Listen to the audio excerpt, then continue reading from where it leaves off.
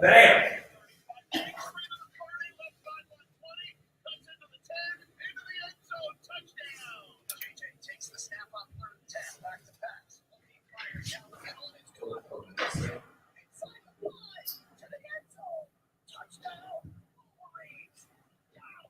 Can you hear it?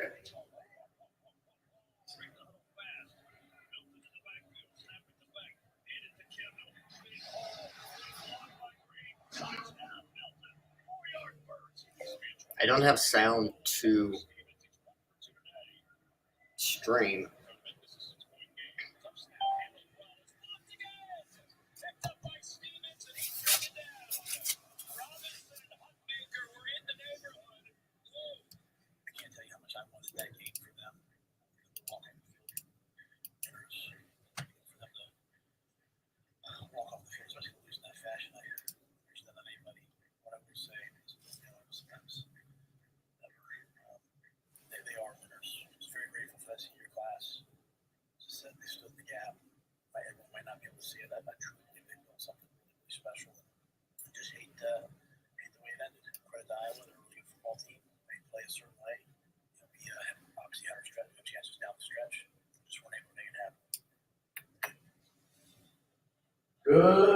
Good morning and welcome in here on a Monday on Hurrdat Sports Radio. I'm Ravi Lulla. I've got Mike Sautter here with me. Mike, what's going on, man? Good morning. Good morning. Can't what's up, talk? Good morning. Can we get a little more mic in the headphones? Get a mic and Yeah, hey, there we go. That's Mike Sautter, the man, the myth, the legend. He was in Kansas City this past week. We are on AM 590 ESPN Omaha. Yeah, I think so. Oh yeah, For a minute. Yeah, that's a lot. Wasn't that long? It's awesome. Yeah, you've been busy. We'll get to that. We're on AM 590 ESPN Tri-Cities. We're live from Hurrdat Sports Bar and Grill on the H&H Chevrolet stage. And of course, you can find us on Twitter, YouTube. Our guy TK has already checked in, so we know he's alive and well. We appreciate all of our loyal listeners and watchers as it is on YouTube. We will get to your Kansas City trip. Probably, I don't know if I want to talk about how that ended. We have to start though with obviously the end of Nebraska's college football season, which was.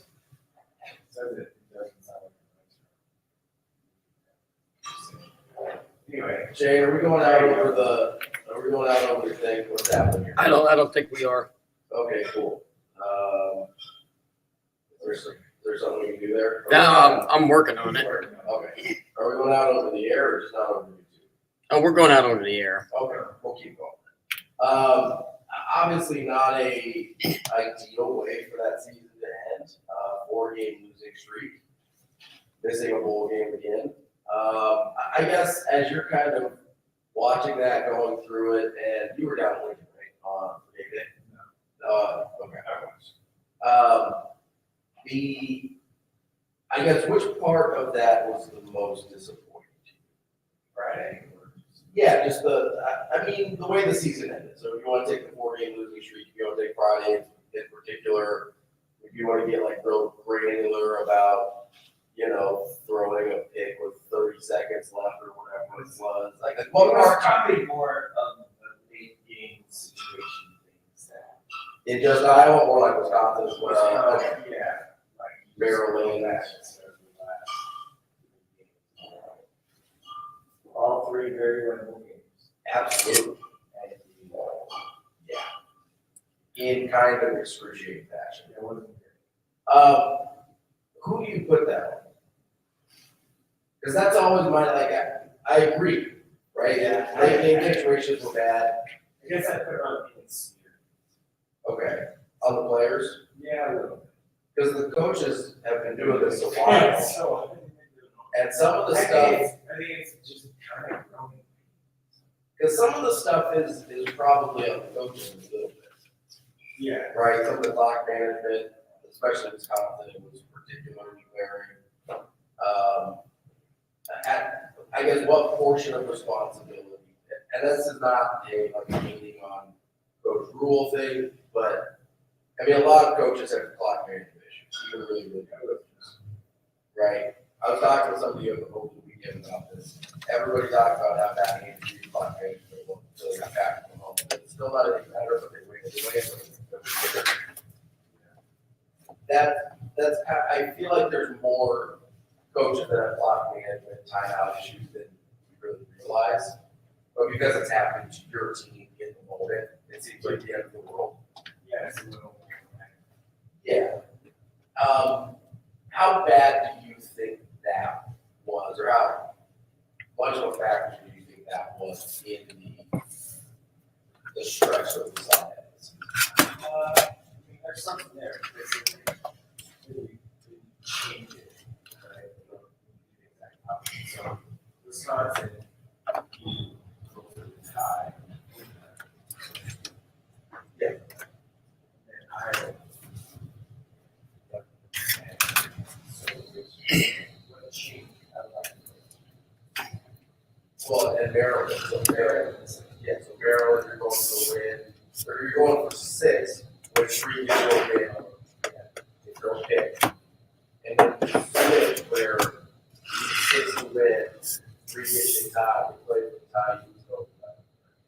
And then in Iowa, you're tied, and you're going seemingly for 6 again. Win again a field goal, although you have Alvano who has missed some. Yeah, has not great. Inconsistent, right? I think is the right word. Like it doesn't really seem like they found a comfort level with what their guys were capable of. Is that a fair way to put it? That's very fair. And so part of that has to be on the coaching staff, right? You probably also look at the personnel offensively, right? Sure, yeah. Like you have Alex Bullock out there, who made some good. He made some plays, yeah. Catches. Jalen Lloyd made some plays. Malachi Coleman, Jalen Lloyd. What do those 3 guys have in common? Haven't played a lot of college football. Yeah, I mean, 2 of them are true freshmen. One of them's a walk-on. All 3 of them, you probably did not want to be prominent in your wide receiver plans this year. Correct. Yeah. Yeah. So you're like, Tyhan makes a catch, and he, walk on. Yes. Like you just probably not someone you wanted in the game in that situation. Right. But like, if that even if you look at a guy like Thomas Fedoni, this was his first year playing. Yeah, this is his first experience with college football. Right. I'm not making excuses. I'm just saying that's it matters. The reason it matters. It's part of the reason. This is Chubba Purdy's most extended time. Yeah, he played 3 games. Yeah, as a college football player. Offensive line is same with Emmett Johnson. And honestly, the offensive line I thought was pretty good. They played pretty well. I mean, all things considered, right? Like there's some inexperience there. You're missing 2 starters, right? Ben Scott's banged up. Yeah, pretty good. Though. Pretty good. He is. Yeah, pretty good. Him coming, if he decides to come back, huge. That is as big as Ty Robinson coming back. That's a gigantic, maybe bigger. Thing. Yeah, because if you lose Ty, you still have Nash. Yeah.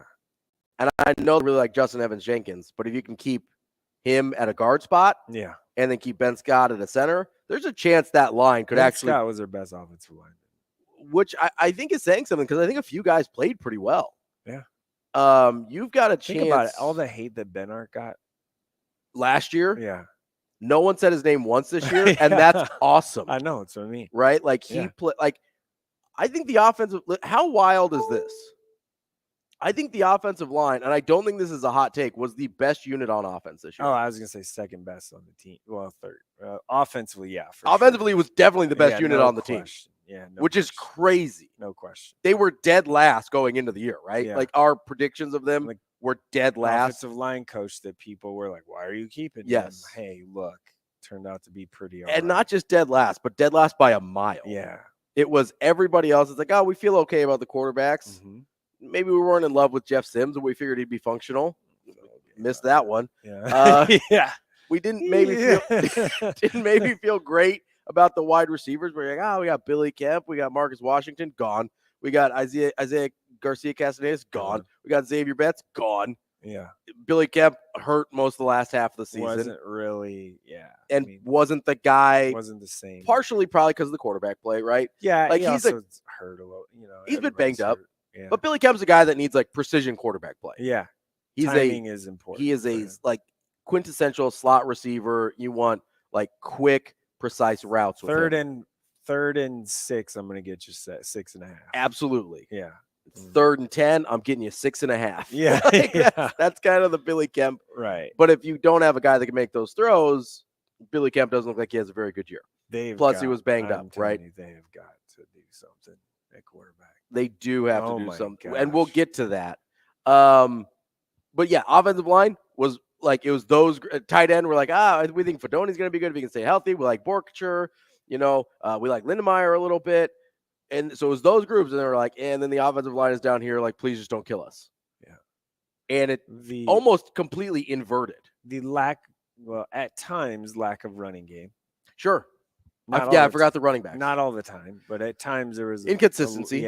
Lack of running game.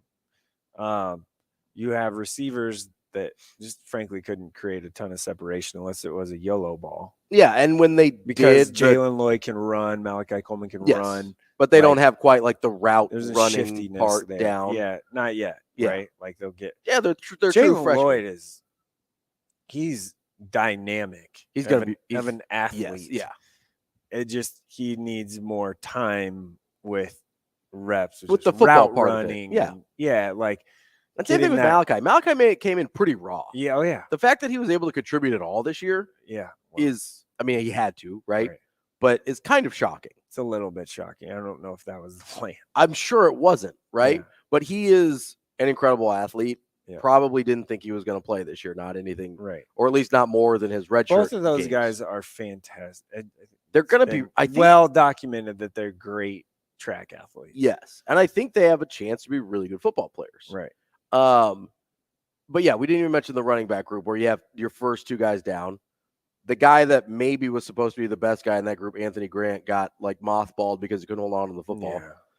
And then you have Emmett Johnson actually played pretty good, but he was definitely 4th on the list. Yeah.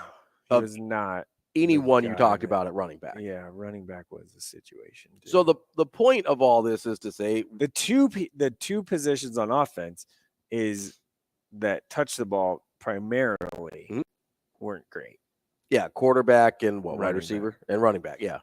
Like absolutely. Where you want to lean on, right? Like both obviously the quarterback touches every time. So like a running back, like those guys get the ball more than a receiver does. Sure. Yeah. So yeah. Both those spots were not great. I thought I thought tight end blocking wise, I thought they did a good job. Pretty well. Yeah. And Fedoni he made plays. It's just again, if you have a quarterback that can get you that ball, a little bit, because I do think guys got open more than we noticed because the quarterbacks couldn't get him the ball. Correct. Right. So I don't even want to put too much on the wide receivers, considering what happened, or any of the pass catchers, right? Wide receiver, tight end. Considering what happened in those groups, injury wise, I thought it was like remarkably effective. Yeah. But that all goes to your point of when we have these conversations about clock management and end of game management and end of game decision making. Who's on the field is your ability to trust who's actually going to execute the calls you're making. Now the clock management thing's a little more tangential to that, but I do think it still ties in. Tangential, wow. It's 7:14 a.m. and we're using SAT words here.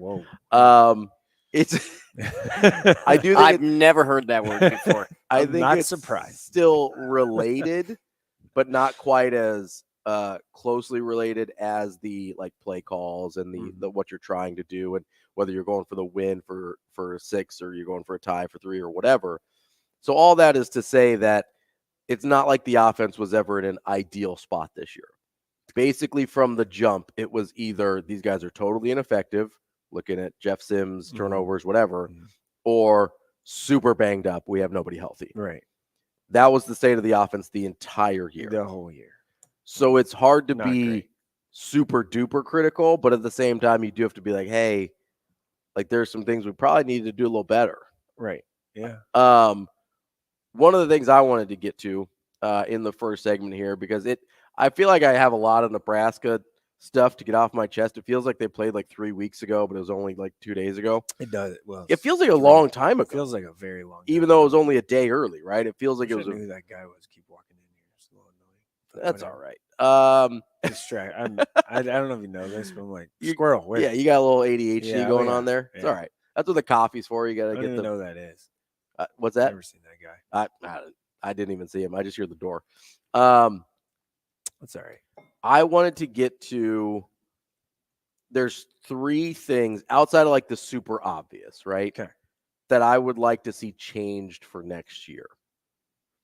And this is outside. Are you talking coaches? It's just general changes within the program. Some of it has to do with coaching. Most of it has to do with coaching, if I'm being honest. Mm-hmm. So I'm not talking about like, they need a transfer quarterback or 2 or 10. Like that's an obvious like. Right. And I'm not talking about like, hey, they need to turn the ball over like half as much. Yes, I know that. That is an obvious. We don't need to spend time on that. If you turn the ball over 2/3 as much as you did, you probably have 7 or 8 wins. Like that's, I think that's a fair assessment. This is more getting into the weeds a little bit more and mostly about coaching. So the first one for me, and I want you to tell me if I'm crazy, off base, or how you think on this one. I will. I figured. You generally have no problems being like, Robbie, that doesn't make any sense. I would like there to be a quarterback coach that is independent of the offensive coordinator role. Fair. Yeah. Because is that person going to be more of an analyst? I would like an on-field quarterback coach. So what position are you going to change? So either you that are able to go out and recruit people. So either you probably, my guess would be you take Josh Martin, put him back in an analyst role, and give tight ends to Satterfield like you were intended to in the first place. Or and this goes into one of my other points, Foley's also coached tight ends in the past. So either Satterfield or Foley could take your tight ends. Here's why. Yes, you need other guys in that room, but if you're going to be a developmental program, like they've talked about over and over and over again, you need somebody who can develop the most important position on the field. Correct. So that to me is like a non-negotiable. I need an independent quarterback coach. So that's it. Like that's his job. Like not this guy, but a Mario Vaduzco role. That is his job. not him specifically. Not. He can smoke cigars if he wants. That's fine. I don't care. But not like I want a guy who that's his job. Because that's a big enough job. I'm just thinking how you structure the staff. You have to structure the staff differently, obviously. Yeah. I don't know, because I think Josh Martin, I think the players really like him. I think he's got some juice as far as recruiting. This is all recruiting based. Sure. Right? But absolutely. Like I think I don't know. It feels like you keep that guy in that spot. Which is fair, but there's other places you can go. Foley does a good job kind of getting out there and recruiting a little bit too. He's in charge of the in-state stuff, right? So he's done a really good job. He's done a good job building the relationships. Mm-hmm. Is that something he could do from an analyst role if you wanted to? He can't be out. He can't be like out, yeah. Right? But he can still remember the guy drove around the entire state. I understand that. Okay, I'm just saying. Not saying. I mean, yeah, it's more important to probably have someone that can, especially considering not Nebraska for a quarterback. This is my number 2 point. The special teams weren't that good.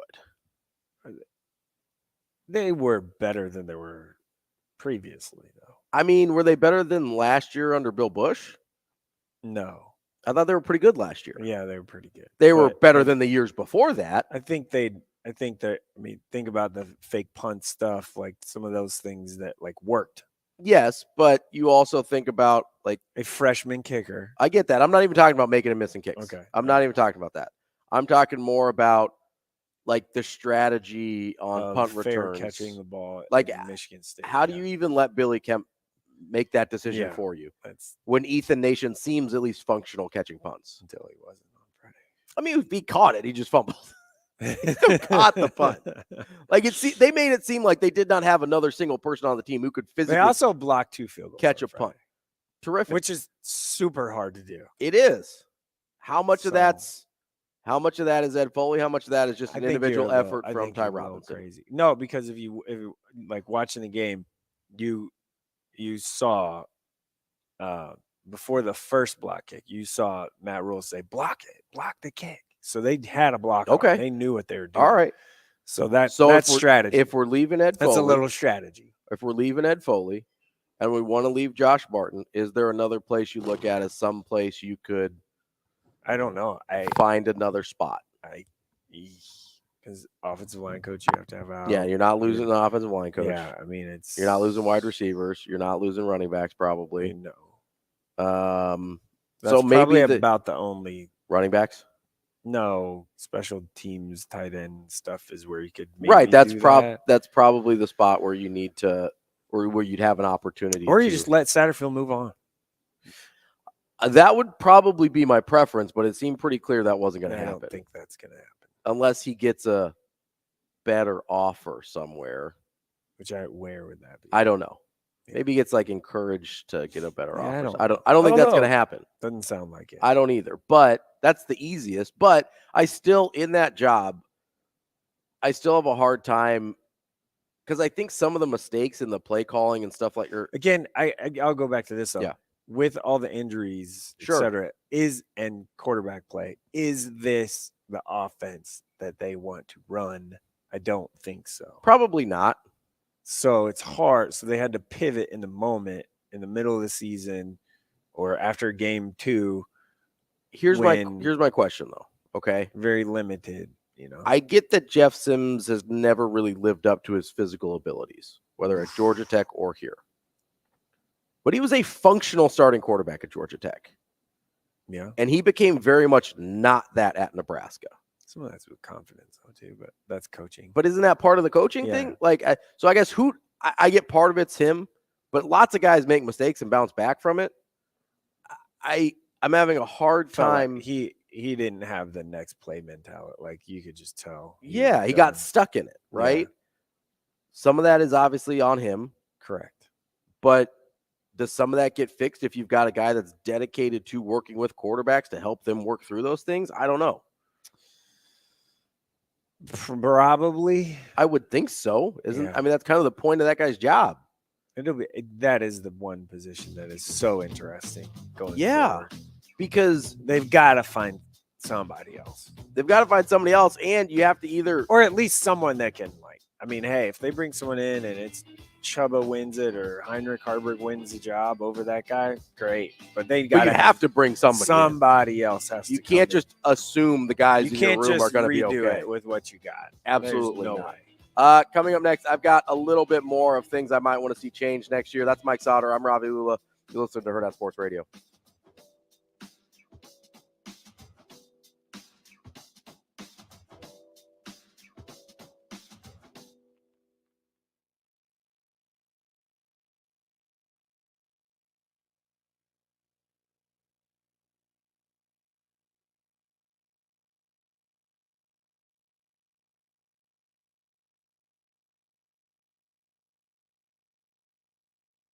We will be back.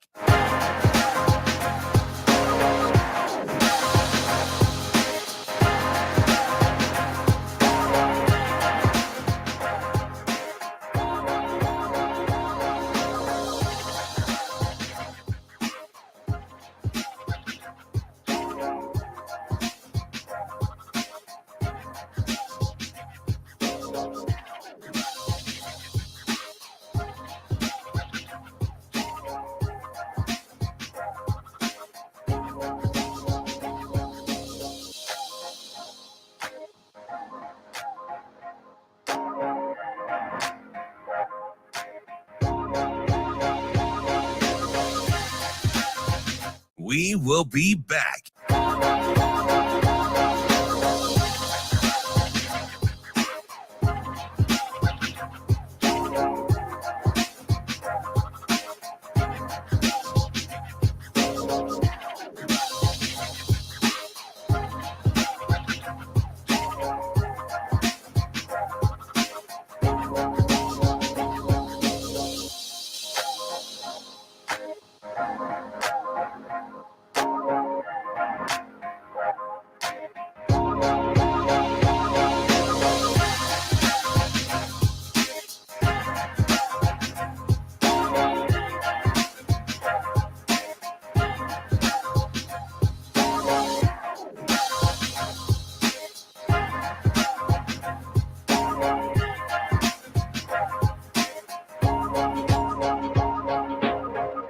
We will be back.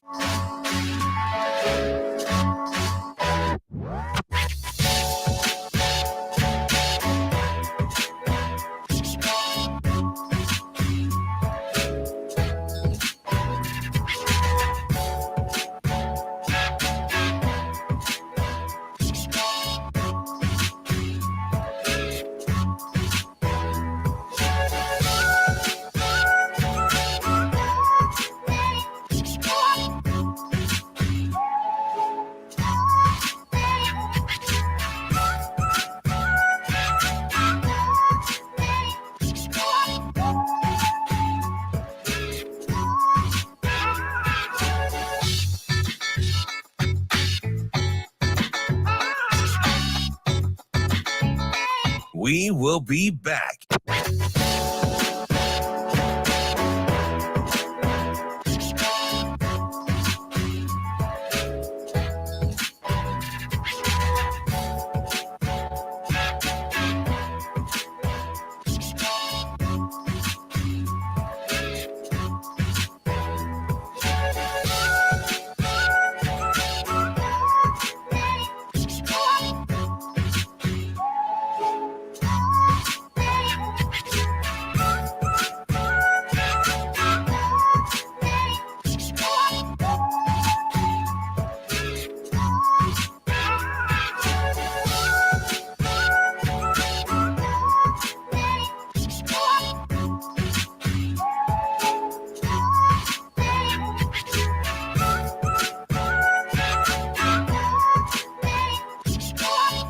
We will be back.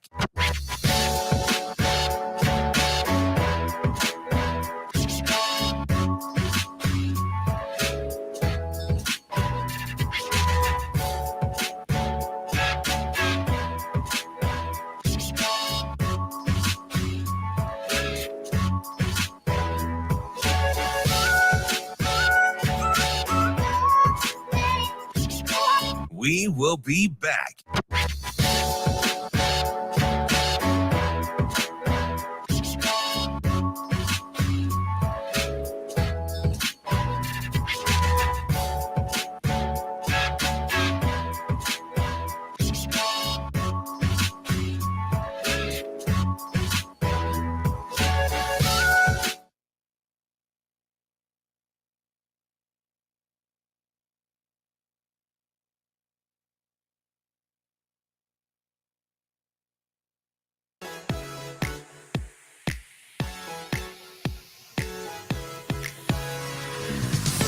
You're listening to Hurrdat Sports Radio. He's coming. Yeah, they're all coming through the middle. Now he pulls back. Purdy's looking long. Purdy's got a man. It's caught inside the 30-yard line. Touchdown, Corn Huskers. Jalen Lloyd, 66 yards. He was wide open.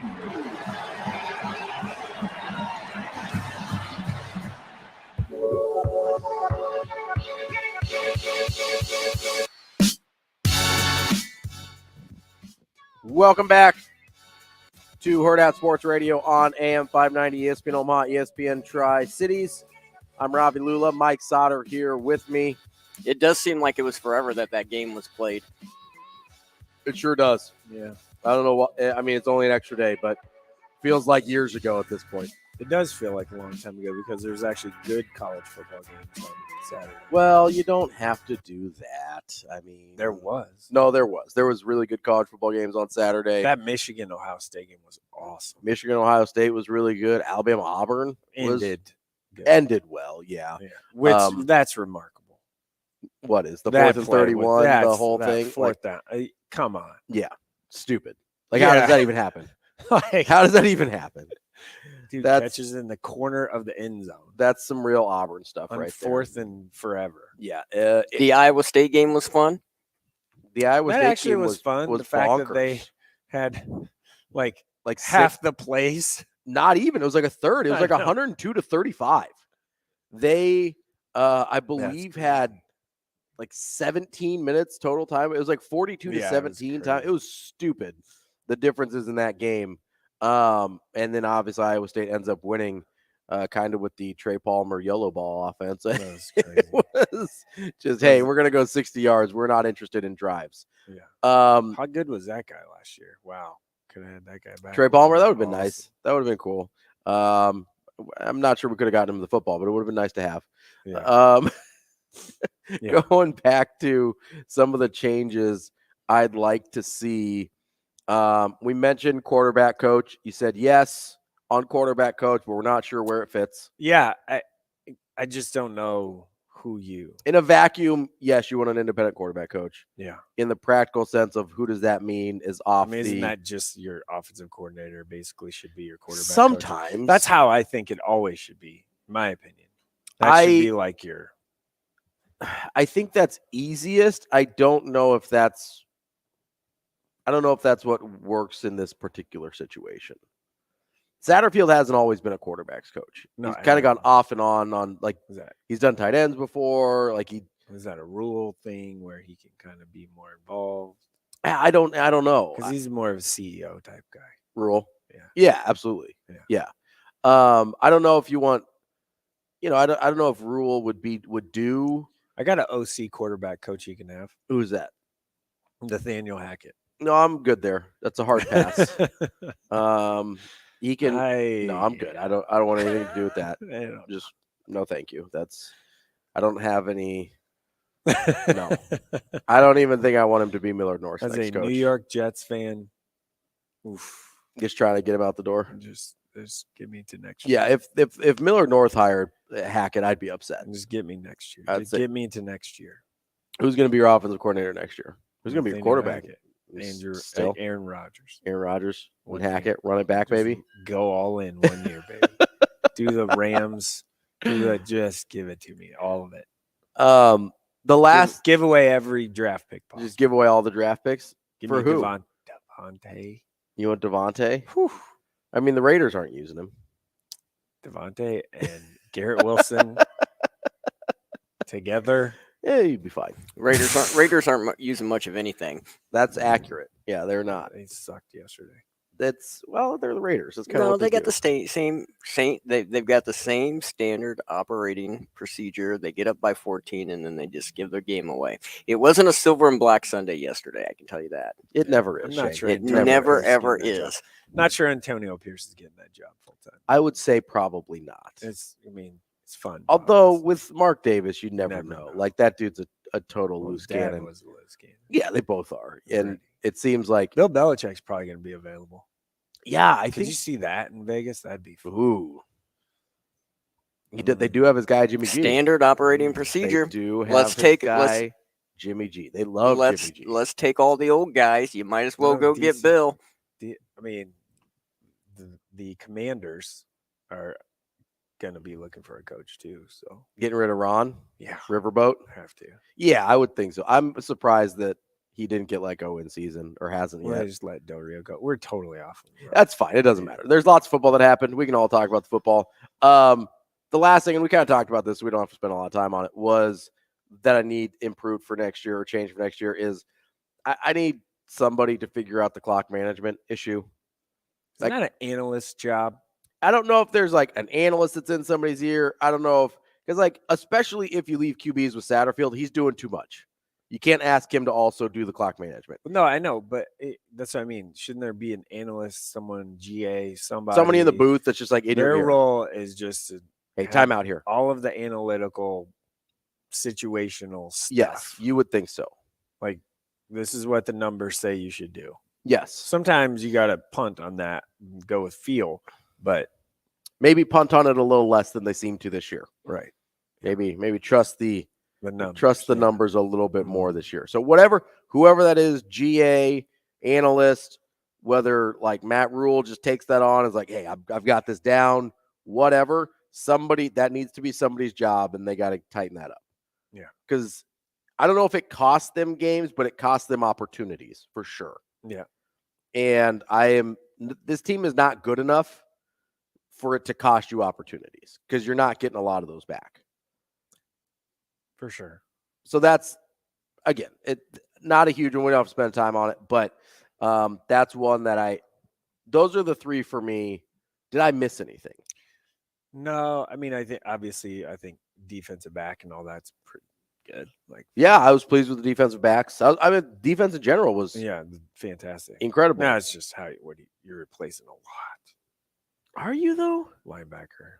At linebacker, those dudes were studs. But defensive line, you're in really good shape. Yeah, but I actually think in the secondary, you're still in really good shape. Yeah, you are. The linebackers, you got to fill some guys in. Yeah, I mean, you're losing guys Reimer. Started a ton. You're losing played a ton. Yes, you're losing Reimer. You're probably using Henrich. He's gone. He is gone. Okay. I don't know if that's public or not, but he's definitely played his last game. Okay, well, it is now. Like I know, it is public now. I know that Gifford. I know for has sure. another year. Is he coming back? Though I don't know. Yeah. So that's. I mean, could come back. Maybe, but I don't know. Don't know if he will. I mean, what's his NFL? I mean, does I don't know that he has an NFL special teamy. Yeah. So maybe he comes back another year. Probably would make more on NIL than he would trying to do something else. Who knows if he wants to play another year or not? They take him back. Oh, absolutely. Yeah, he was good at that spot this year. So linebackers is a place they need some work. Although you could probably get a little more quick twitchy in that spot though. I think so, and I think they've got some young guys that linebacker there. Just overall linebacker, yes. Jack, all that. Yeah. You could get a little more twitchy. Yeah, I think there were times, and you saw it a little bit over the course of the year, where if those guys, for whatever reason, were out of position, they had a little bit of hard time recovering. Right. And they weren't out of position a ton because they knew what they were doing. Luke Reimer's gonna. Speaking of a guy with an NFL shot, he'll get a shot. Oh yeah, I think so. Just he'll be in a camp, right? Somewhere. Yeah, undrafted free agent, but somebody's gonna take a look. Yeah, somebody's gonna take a look at him for sure. Just runs too well, and that's again a special teamsy guy. Seemingly has pretty good instincts, and that's a spot where you can get away without being super physically gifted. Obviously, it helps, but if you, the Barrett Rude's a great example of this. Like, not a great athlete, right? But incredible instincts, incredible football IQ. Yeah, like made an almost decade-long NFL career out of it, despite not being anything special athletically compared to other football players, right? So yeah, linebacker, they've got some work to do, but outside of that, the defense is going to be in pretty good shape. Yeah, they're going to be good. And keep Tony, keep Tony White. You're in good. Like that's the key to all this. Feels like San Diego State wants to not go the same route of we're going to run the ball and defensive minded, and that's what we talked to Adam McClintock a couple weeks ago. Feels like they want to get a little more. Yeah, it sounds like they wanted to get a little more offensive minded head coach in. So I'm not too terribly worried about Tony White at SDSU. I'm not terribly worried about him at UCLA. Going somewhere else, I don't think he leaves for another DC job. No, that doesn't make a ton of sense to me because I think Nebraska will pay him whatever he needs. And we'll check in with Adam tomorrow. And we'll talk to Adam McClintock tomorrow. Shane says. Coming up next, we're going to check in with Scott Dochterman. He covers Iowa for The Athletic. We will check in on a very different feeling in Iowa City than we're feeling here in Nebraska. Is it? I think so. I mean, they're going to go sacrificial lambs for Michigan, but hey, better than having your season over with already. Good thing they got a defense. Coming up next, we got Scott Dochterman. We will be back.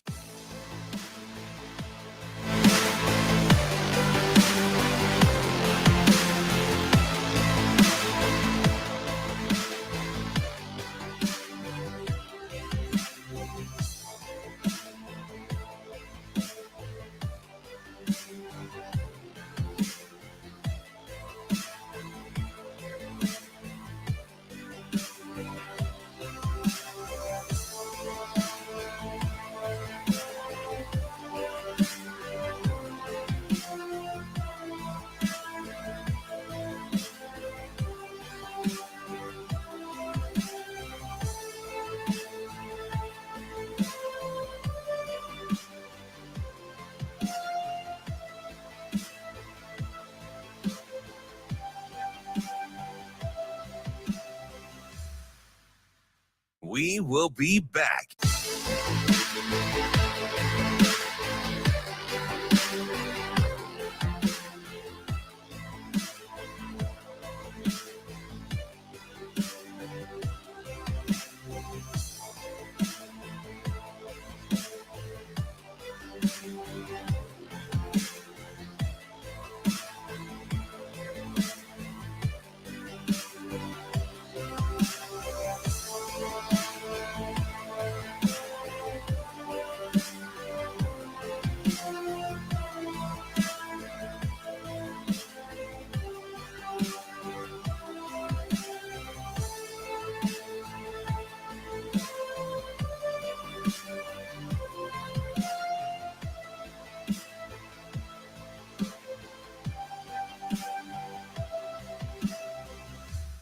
We will be back.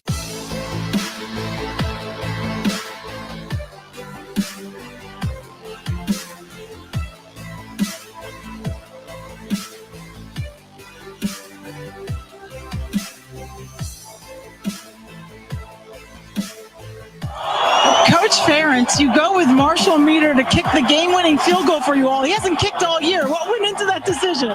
So he's done a really good job in practice. He's been very consistent, and they've been really resilient. What does this feel like to get a win in this way? Just really excited for our guys. What does this feel like to get a win in this way? It's kind of represented this team. Somehow, some way, we've won 10 games, and it's pretty good. What?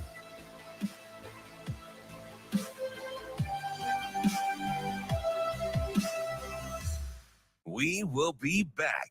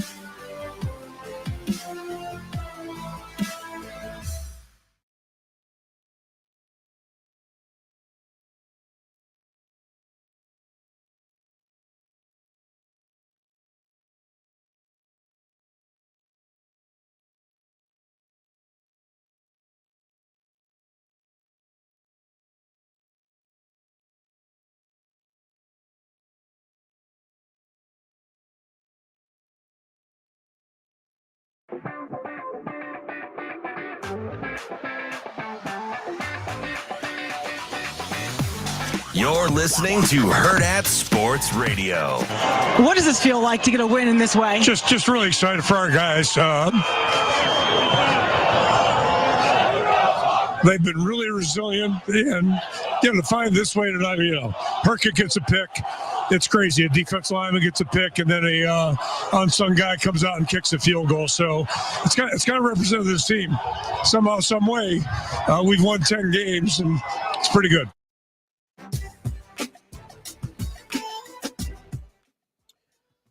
Wrapping up hour number 1 here on Hurrdat Sports Radio on AM 590 ESPN Omaha, ESPN Tri-Cities. I'm Ravi Lulla, Mike Sautter here with me as well. We are joined now on the Warhorse Sportsbook Hotline by Scott Dochterman. He covers Iowa for The Athletic. Scott, how are you this morning? I'm great. How are you doing today? Not as chipper as you are, apparently. Scott, obviously, Nebraska lost Iowa on Friday. Iowa gets that 10th win of the season and goes into that matchup with Michigan.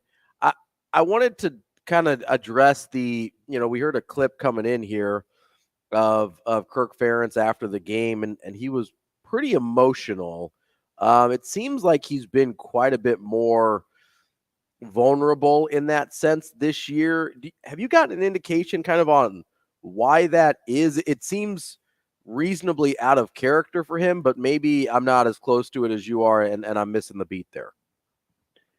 He's always emotional this time of year. I think it's probably the combination of not enough sleep after about three months, and he's just very close to his players. I covered Dick Vermeil during his tenure in Kansas City, and they're both real similar in that regard, where they have kind of tough exteriors, if you will, but they melt when it comes to their players' accomplishments, the things that really draw them close to human beings. And Kirk does this, I remember, just about every year he seems to really well up, and he kind of, we've asked him about it before, and he always kind of says, well, that's my dad's gene, he'd do the same thing. And then you look at his wife and, oldest son, and they're completely different. So it's a phenomenon, but yes, he has definitely been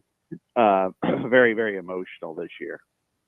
Scott, do you think that emotion obviously probably has something to do with Brian a little bit?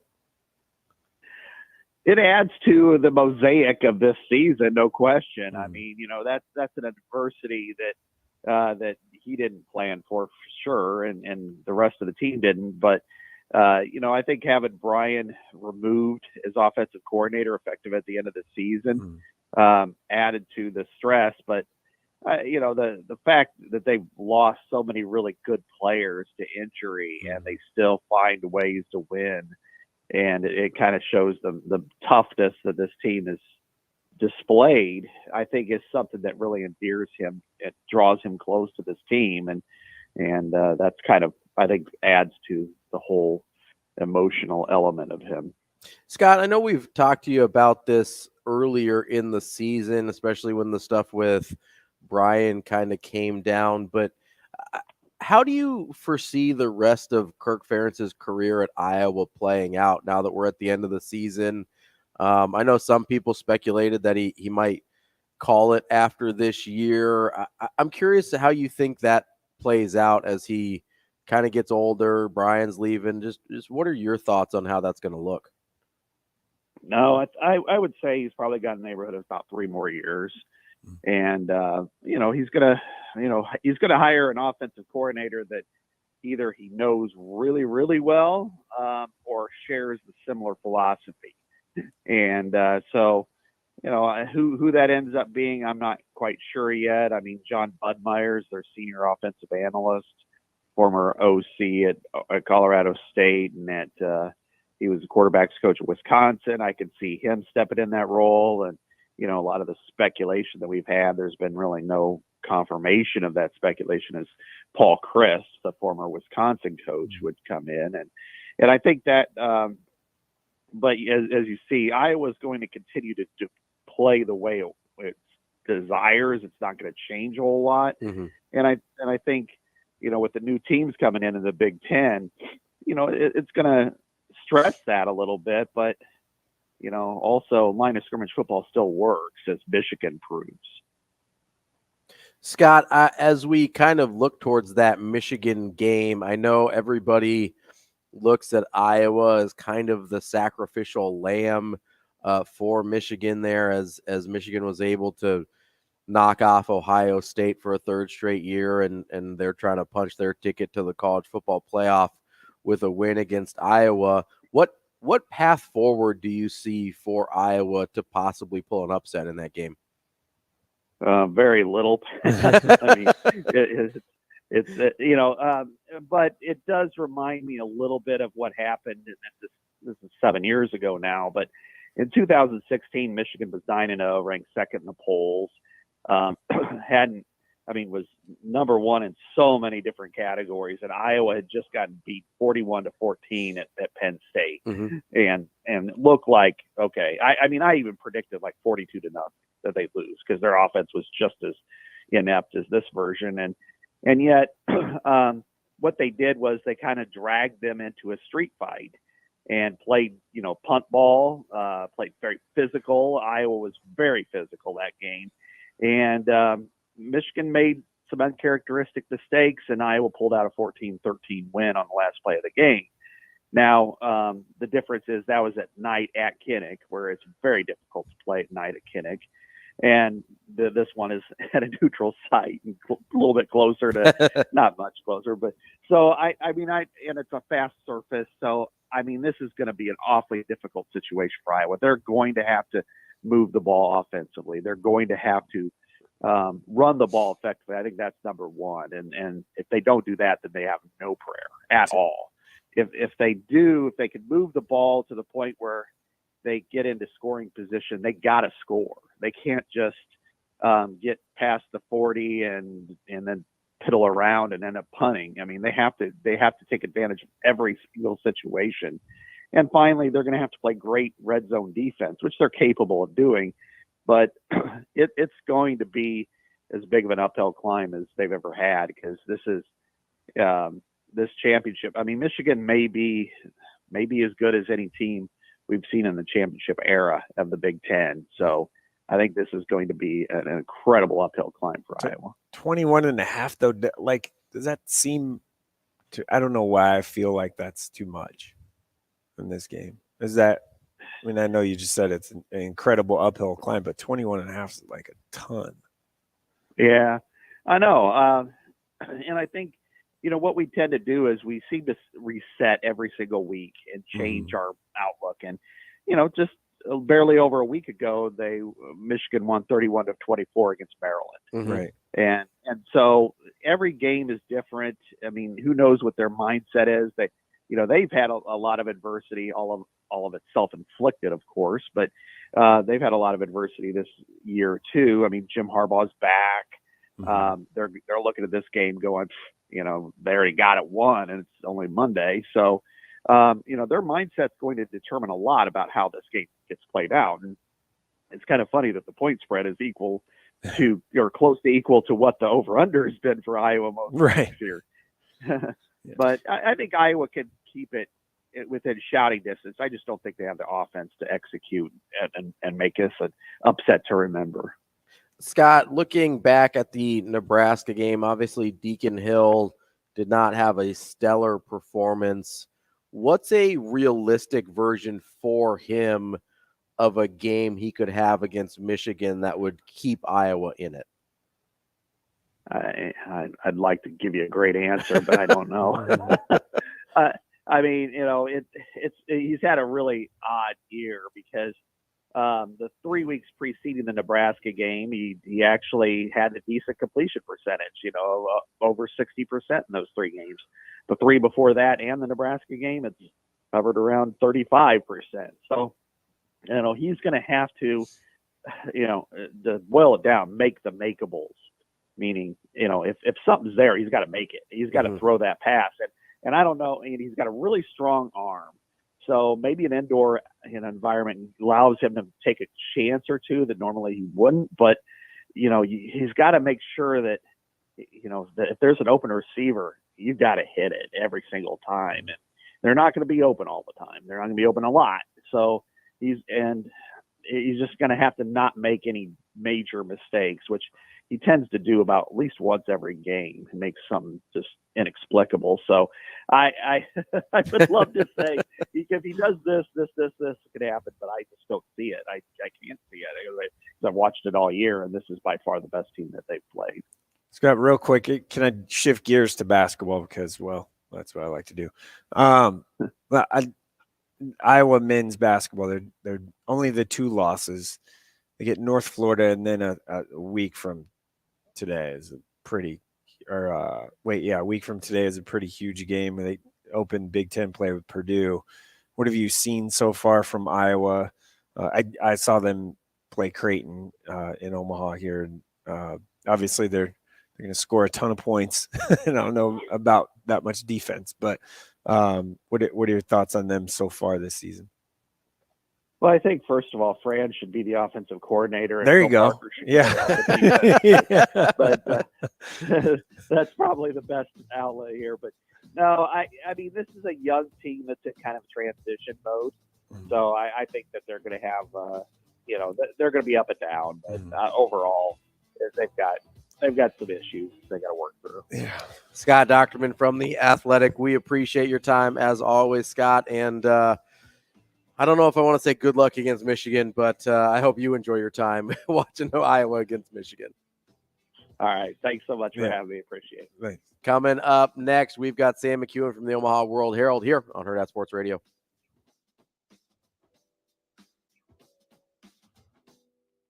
We will be back.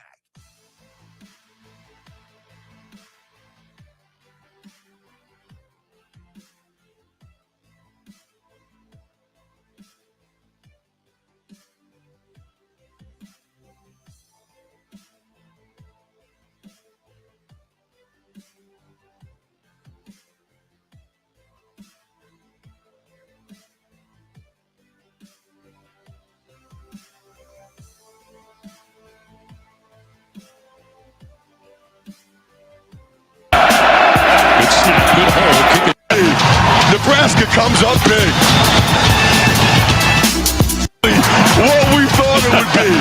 Nebraska comes up big. Field goal attempts. Let's go. What we thought it would be. Nebraska comes up big. What we thought it would be. Nebraska comes up big.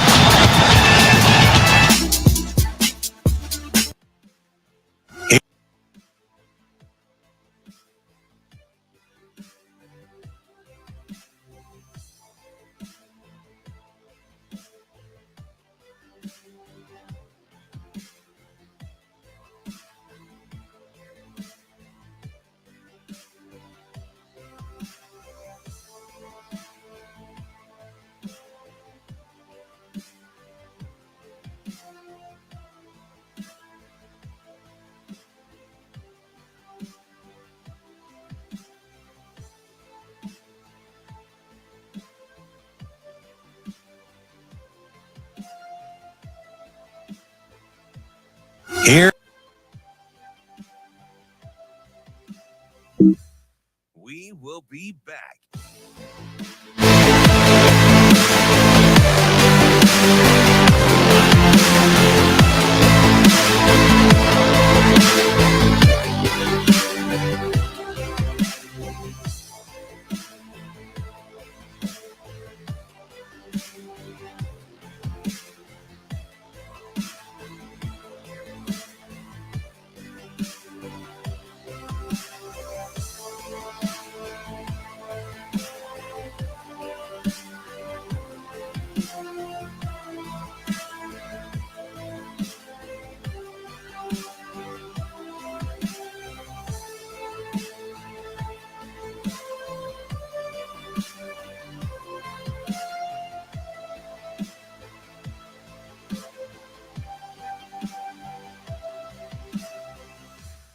We will be back.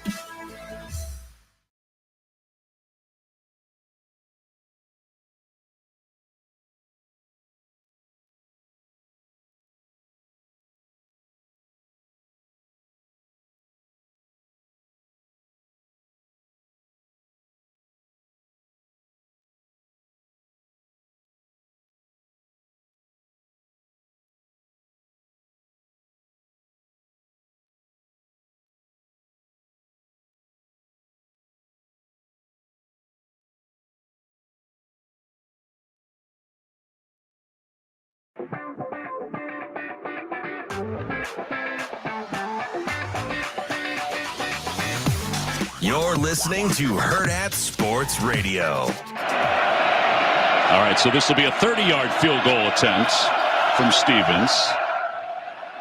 Good snap, good hold. Kick is on its way. It's blocked, and it's spinning around near the 5-yard line.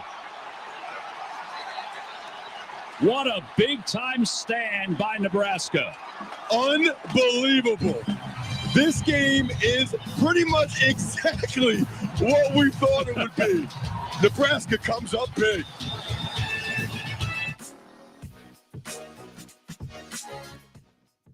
As we kick off hour number 2 here on Hurrdat Sports Radio on AM 590, ESPN Omaha, and ESPN Tri-Cities, make sure you get your morning kicked off right with the Beanery. They've got 4 great Omaha area locations: Gretna, Papillion, Ashland, and 168th and Giles. They're locally owned and operated. They roast their own coffee. And whether you're into coffee, hot, iced, you want something else, they've got frozen specialty drinks, and they've got some food for you as well: muffins, breakfast sandwiches, also gluten-free and vegan options as well. The Beanery, serving people coffee. We are efforting Sam McKewon, but as we wait for... It's probably trying to get warm or something. Yeah, or maybe he's going to the beanery, getting a little coffee to get his day started off Could right. be. We don't know. We don't know. But what we do know is that Can I mention something real quick? sure. Just from what Scott said in the last segment about the Iowa having that street fight game. What's that?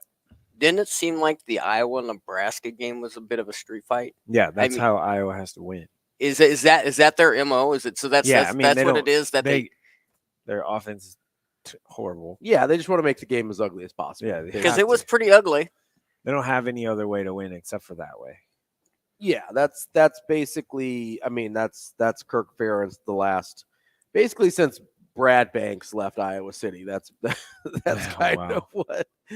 kind of what Iowa is. Unless you're a big Ricky Stanzi guy. No, Ricky Stanzi, I remember Drew that Tate, name. That big ain't Drew bad. Tate guy. Drew Tate was all right. CJ Beathard. CJ Beathard's still in the league. He is. He's kicking around. I know. He started a couple Yes. games for my 49ers. So like he's not terrible. I wasn't making fun of CJ Beathard. Yeah, I I'm was just a saying. little making fun of CJ Beathard, but in jest, tongue in cheek. No, I mean, let's be honest. If Nebraska had CJ Beathard at quarterback this year, they probably won 8 games. So not gonna hate on CJ Beathard too hard. It sounds like we are getting Sam here. I would think so. I don't know. Shane's on the phone with somebody. I have no idea. I do have. I'm working on it. He's efforting. I'm efforting. I What's do, as we wait for Sam, I do want to get into some of the. I made a decision on tires, I think. Did by you? the way, You're gonna buy just some saying. tires? I need new tires in my car. So I drive far too much. I'll say Mike Sautter, the genius that he is. Yeah, that was not. It was pretty dumb.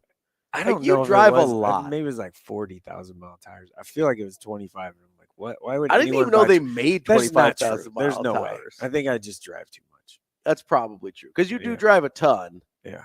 And you're telling me that you bought 25,000 There's no mile way. tires. I don't even think that's possible. I mean, I think those are just like rubber bands. If Yeah. you buy 25,000 not- mile tires. That's not possible. So you're gonna buy like 80,000 mile tires I this time. think so. Yeah. Okay, that's a good call because Yeah. you drive too much. All weather, whatever. Unless you're gonna get rid of your car soon. I would love to. So if you're gonna get rid of your car soon, get like 40,000 mile tires. I want to pick up so bad. Because why do you want a pickup? I just do. You drive too much for a pickup. Come on, man. No, not a big truck, like a pickup, the middle, like the baby ones. Like a Ranger. Yeah. Chevy Colorado, black. Colorado. Oof. Got a friend. Shout out to Eric. He has a blacked out one. Yeah. Blacked out Pretty cool looking. Colorado. Black on black on black. Yeah. Wheels black. Wheels are grayish Yeah. black. Like a slate. Mm-hmm. Pretty cool. Pretty good looking. Yeah. It's pretty awesome. What kind of Yeah. see? That truck, I saw him like about a couple months ago. in Yeah. his truck. And I was Feeling the Colorado. yeah, Yeah. or Ranger, something like one of those. You Like know? one of the mid-size yeah, pickups. Tacomas are nice. Tacomas are nice. I don't Although know if I Tacomas could- are getting kind of big now. I don't know if I could ever do it though. Like, why? I don't know. They keep like getting. Yeah, I feel like the Tacomas keep getting. Yeah. I remember the Ford Rangers back when I was like in high school were tiny. They were here like you go. What itty bitty trucks. YouTube comments? Help me find tires and/or a new car. Yeah, if anybody knows a Let's lot do about it like if if in the anybody next month knows a that's- lot about tires, hit just hit me Mike up. up because he's asking me, and I haven't bought tires. I don't know anything. in I don't know how long because I just leased my I just cars, trust the person where I go, the place I go, which is dangerous. very. I lease my cars, so I never have to replace the tires because by the time I turn them in, they're like I don't need new tires yet. So I don't know the last time I bought. Also, tires, should you honestly. just go to the big box place or whatever, like the place everyone goes to buy tires? You know, like your Yeah, is there like a shops secret on the- special place? yeah. to Is go there buy like tires? yeah? Like a You little- gotta. I'm not even asking for a hookup, just like a place they, Don't try and like hose you. yeah, basically. trust and all that stuff. Yeah, Fair, yeah. So hit Mike sell up. you all the extras. Hit Mike up if you Yeah. know anything about tires because I do not. I'm Yeah, not that's a. all right. I'm not an auto. Well, you want a nice place to where you can go and get it, where they do a nice job, where they're not going to scratch the rims up. They're not going to. My rims are scratched. I think we're mostly concerned about We're him just worried not about getting overcharged Yeah, for tires whatever. he doesn't need. yeah. Because like you could buy like $500 pop tires. Yeah. I don't think you need that. No, definitely not. That's probably a little Yeah. excessive for what you've got going on. I'm not there. doing that. Yeah. So that's no, that's yeah. If anybody has a little advice for Mike, hit him It's up. okay. Yeah. Let him know. Google it. Thanks, Thomas. I've been Googling. Yeah, you have to know what to Google, Thomas. If you don't know what you're looking at, I've been Googling. Yeah, we've been sitting here looking at his computer. Yeah, if you during don't the know what breaks. you're Googling, I think I'm in a nice little. I think I got it. you've got a list. I think you've got, We're in. I think I've decided. I'm narrowing. it Can I down. just? I've got a little issue. And Thomas, we appreciate your support, and you're always in the stream, and we love it. But I hate the Google it answer. Just Google it because that's not always the answer. Yes, it also isn't.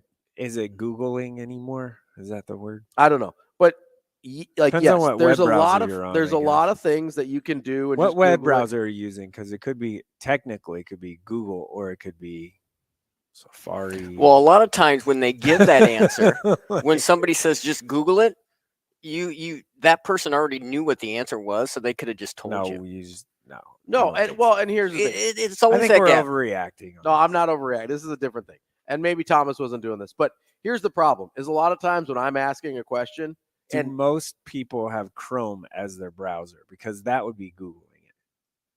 no, it's all you can still go to the I'm going Google with the search engine. technicality here. You can still go to a Google search Do engine. people on any actually browser. go to the bar and type in google.com? I and do. then are you serious? Yeah, Are absolutely. you what? Yeah. Are you 82? Maybe it's hard You to tell. must. Wow. Listen, People do that? I do. Huh. I almost always have a Google tab open. I have it on my phone. I have it on my computer. That's what I do. You don't have to be in Chrome. I do usually use Chrome, but sometimes I'll have Safari popped up or something on Google.com. Really? Because if you're on a you can just type it in yeah, I don't like doing in that. the I don't like search doing that. bar. I feel like it comes up different. I don't like it. I don't like it.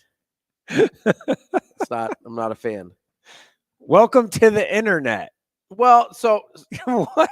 I'm still. Hold on. I'm still on TK's thing over here because if You go. I Here- could call Darcy at Dingman's. they I don't know do if tires. they do tires, but that would probably. I don't know if they do tires. They do everything else. Right. I don't know if they do tires. We'd have to check with them. But Darcy, if you're listening, let me know. give us a call. 888-638-4876 on the Warhorse Sportsbook Hotline. Darcy, let us know if you guys do tires. Travis doesn't want us to talk about this anymore. Travis, That's okay. We'll get to other stuff. I have a little soapbox moment here. I need it. Just chill. This is Sautter soapbox, but Robbie's rantings. Yeah, there you go. If I ask someone a question, there is a pretty good chance I have already Googled it and I need further advice. Yeah, Right? we definitely have looked. We at it. have been on Yeah. the internet Spent on the 20 breaks minutes doing. looking at tires. Yeah. It does help to Google it if you don't know what the tire things mean. Yeah, there's a What's the V and difference between the whatever? What are we looking at here? the speed Turanza rating. Quiet Track. speed rating and load index. I don't know what any of that means. Yeah, none of that means anything. Run flat. It's like when that means it'll run for a while after you get a hole in it. Oh, okay. I know what that I one have means. No idea. But it's like when Most of them are a no. I'll ask my brother if I need a new piece of technology, like a computer or a phone or whatever. I ask him because yeah, I can Google and see what all the things mean. I still don't know what it means. So that's So enough with the Google it answer. All right. If somebody's asking you a question, it's for a reason for the most part, unless they're 800 years old and they don't know how to Google, in which case just give them the answer. They're too old for this. All right. That's all. That's all I have to say. Okay. Let's talk about coaches. What about The coaching carousel? It's starting to spin. Yeah, It's starting Mike to spin a little bit. Stoops. That was Mark. wild. Mark Stoops. That was wild. That was it was almost Greg Schiano-esque. Oh, very. It didn't quite get as far in the process as Schiano did, but it looked like it was that was their guy, right? That's Totally was there. Yeah, they had picked Stoops. Which is wild. Yeah, first of all, I was shocked that Texas A&M didn't take a bigger swing, and maybe they did, and everybody said no. How? I was like, that's the guy. Yeah, I thought they would try and go big again, and maybe it's smart that they didn't. Unless they just have unlimited They amounts of money. basically do. That's clearly. But because you would have gone, yeah. Who would you have gone to? What's the big name? Justin Fuentes is who I would have gone to. Okay. Your guy. Fuentes? Yeah. My guy. Why is he my guy? I don't know. I'm surprised they didn't make a run at like Dabo. Ryan Day might be available. That's what I mean. Like, why didn't I don't understand. I don't understand that at all. I get the it. Ryan Day I thing? get it. They've lost 3 straight to Michigan, but But you're 11-1 every year. Like, maybe chill. yeah, Like, maybe right. chill the F out real quick. You can do much worse than right. I get it. You are yeah. Ohio State, but wow. Yeah, you're Ohio. 7 games or whatever in like 5 years, 6 years. Yeah, no, You know, he's it's pretty crazy. good. He's pretty good. And listen, I still think he's a guy that was born on third base, Oh yeah, for sure. but he's still Yeah, he was just like gifted. yeah, he was handed over a very successful Yeah. program. But guess what? A lot of guys get picked off in that situation. Yeah, They screw it up or they like try and steal home and get thrown out. yeah. A lot of guys mess up in that situation. He has kept it on the tracks. He has kept them moving forward. And he's kept them going 11-1 every freaking year. If Ryan Day is available, like who fires their coach to go get Ryan Day? Ooh, that's a good question. Somebody would. Absolutely. The better question might be who doesn't fire their coach. Yeah. Because I think the list is like Saban. Yeah. It's not It's not a long Harbaugh's not. No, because But so Saban, Harbaugh, you probably don't fire Dabo although I don't know, they might. For Ryan Day, maybe. At this point, they're not like super happy in Clemson, which is kind of why I thought. Lincoln Riley. Do you fire Lincoln Riley for No. Ryan Day? I don't think so. No, not right now. That's why I kind of thought that Texas A&M might take a swing. Basically, every Sarkisian at Texas you keep. Probably, yeah. Just because he's done He's such having a good job. year. Basically, everyone else. What about Brian Kelly at LSU? Nah, they probably stick with him. I don't know. They lost like 4 games, 4 games this year. Yeah, he's gonna win Heisman, which is weird. Yeah, he should. He's not. He's gonna just by default. He's fine, but like he's not. Like by default, he's gonna win. I mean, it should be Penix. Penix deserves it. Penix does, but Penix deserves it, but it's probably going to be which Jalen is Daniels. crazy because again they've lost like 3 or 4 games. Yeah, well, it's because half the voters don't stay up to watch Pac-12 football, so that's fun for everyone. What is LSU's record this year? Is it 3 or 4 losses? 3. I believe they're 9-3. They're 9-3. Yeah, because they beat A&M. Yeah, you keep him. So but it's a pretty short list. It's under 10. Oh, without a doubt, it's under 10.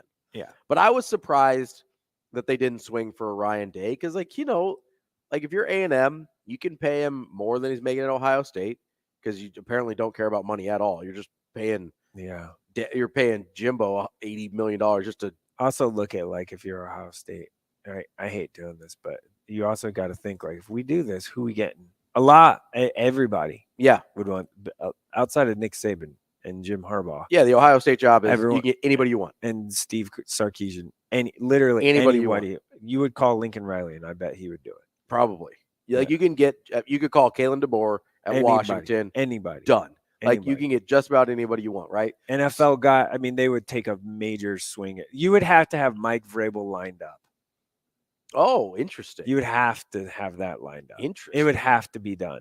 But like, I feel like which would be like if you're Clemson, if you're A&M, like Dabo's kind of just out there right now. You could have probably gotten Dabo. That's what I mean. Yeah.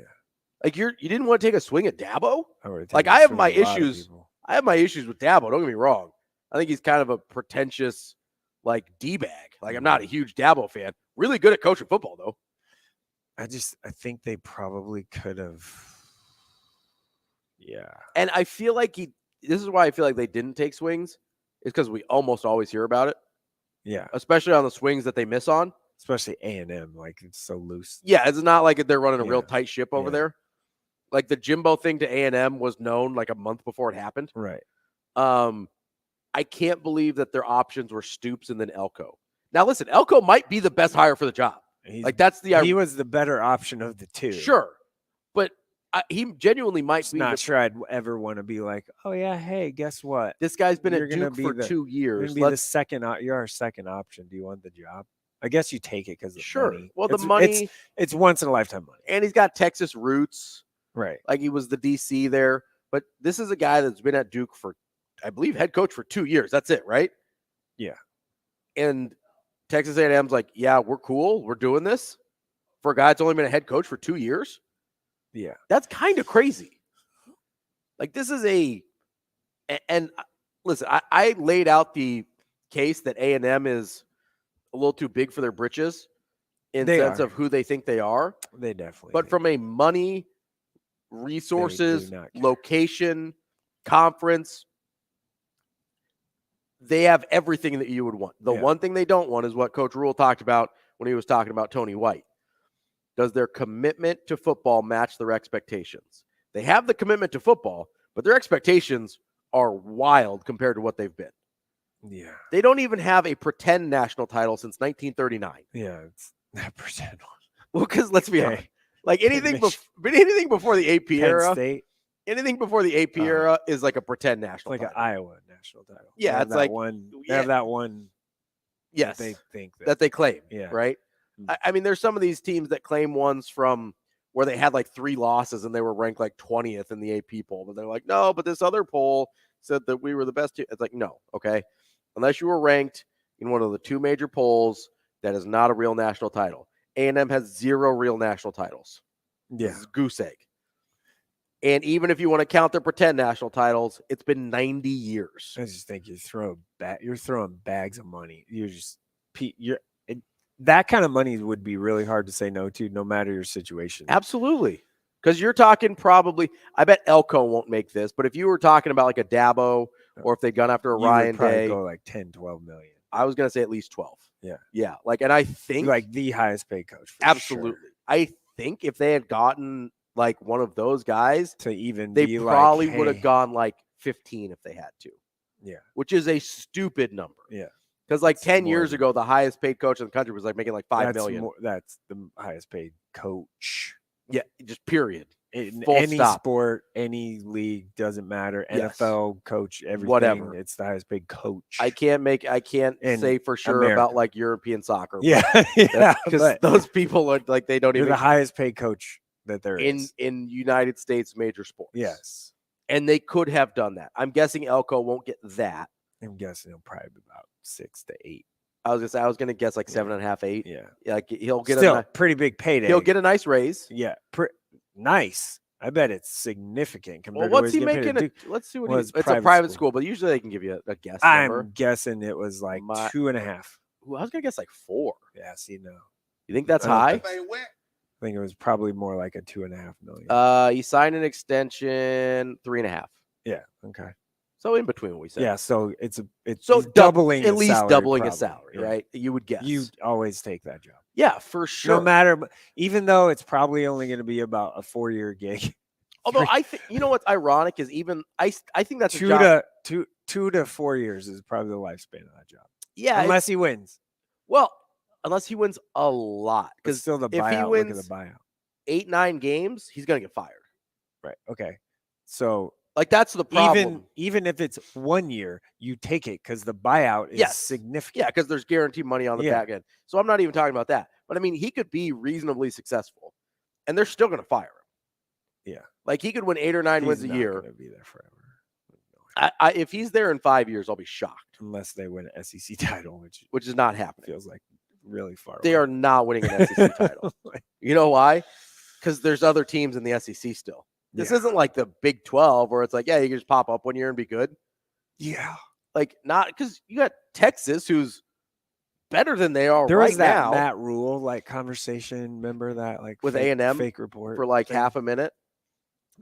I initially I did think about that. I'm like, I could see them calling. Why There's wouldn't they no call way him? that dude takes that job. I don't think he would, but why wouldn't they call him? There's no way. But they should definitely have called him. Yeah, for sure. But Like or with just his kick the tires. reputation in Texas. Yeah, just you kick the tires.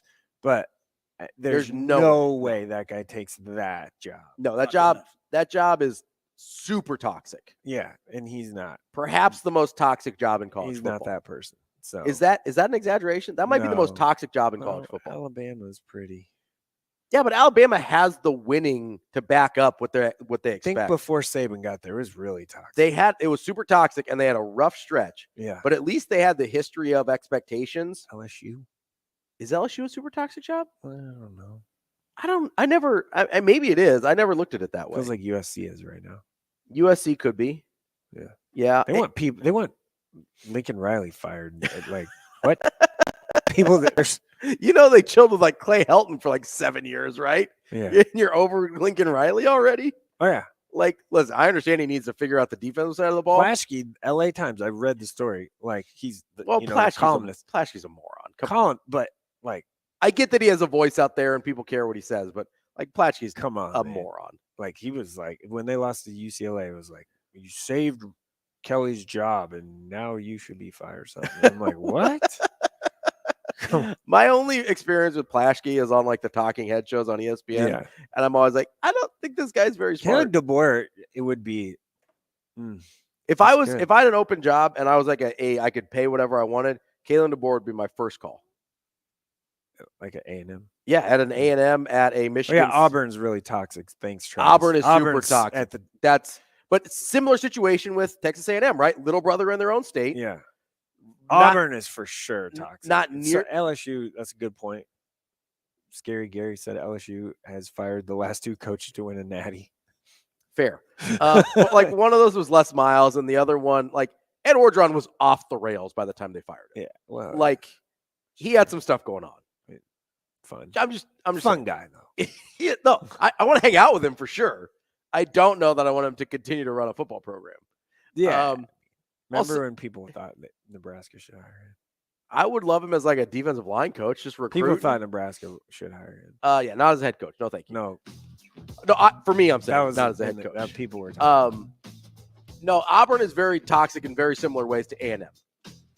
A ton of money, little brother in their own state, not nearly enough success to justify their expectations. Have they fired him today yet? Who? Auburn. No, they're not going to fire him. Why not? Hugh Freeze? Oh yeah, he just got hired. Yeah, That's he right. just there last year. I was thinking Harsin, who's gonna probably go back to Boise State. I would imagine. Yeah, probably. The job's open. Coming up next, we've got more college football to cover. Lots of stuff here today. I guess Sam's ghosting us. No big deal. We move on here. Actually, we're going to have him at 8:43. Okay, cool. We'll have him at 8:43. Clear. We will be back.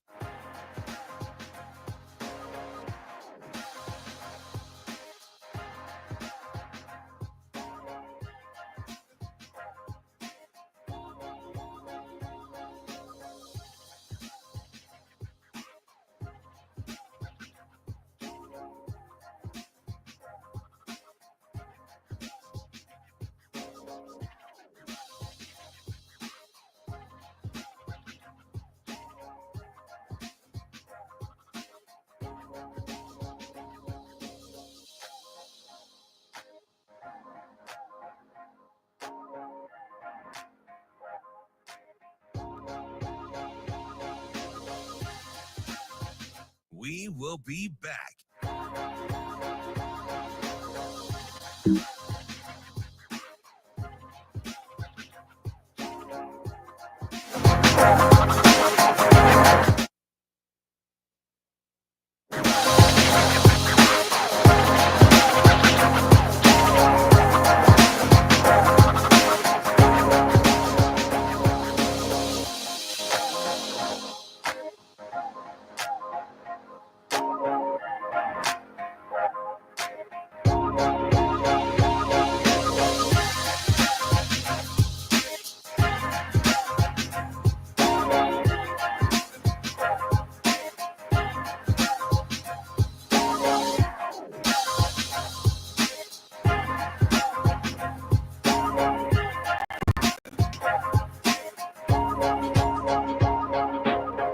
We will be back.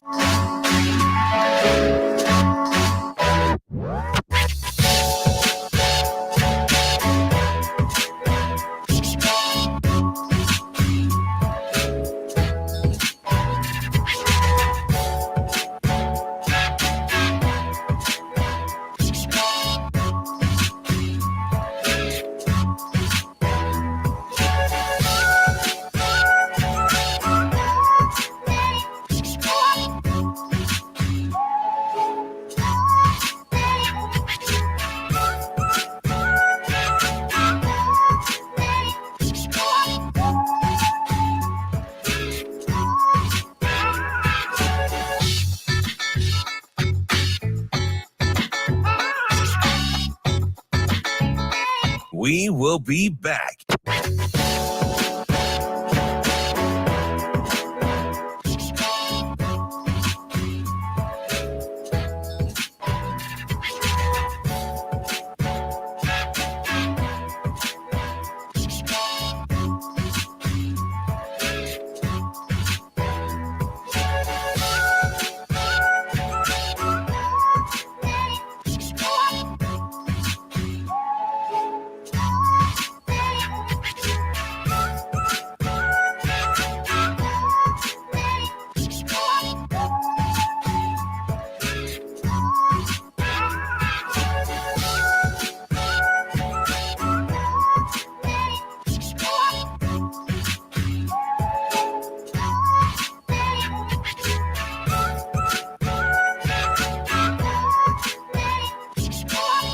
We will be back.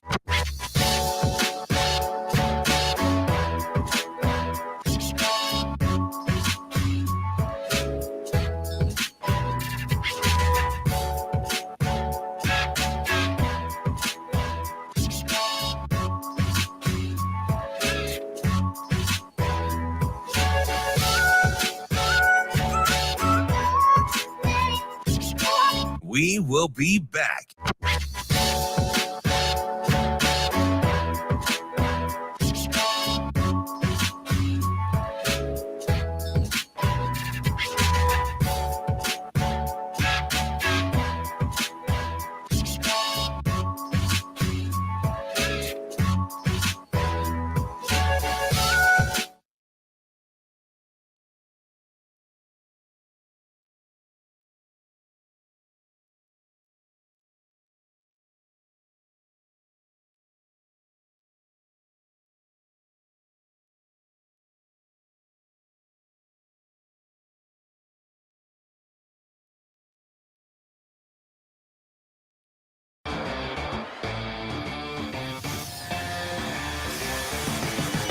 You're listening to Hurrdat Sports Radio. Off his right hip. Two receivers split wide right. It's Roman Wilson and Cornelius Johnson. Inside handoff, Corum. He's got a hole. Corum breaks a tackle to the 10, to the 5. Blake Corum to the end zone. Touchdown, Wolverines. 22 yards, and Michigan extends the lead to 23-17.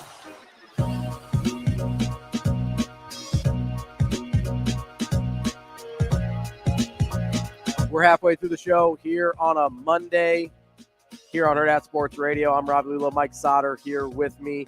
We are live from the Hurrdat Sports Bar and Grill on the H&H Chevrolet stage on AM 590 ESPN Omaha and ESPN Tri-Cities. A reminder, using your seatbelt saves lives and prevents injuries, but only if it is properly worn. Make sure it clicks. This message is from the NDOT Highway Safety Office.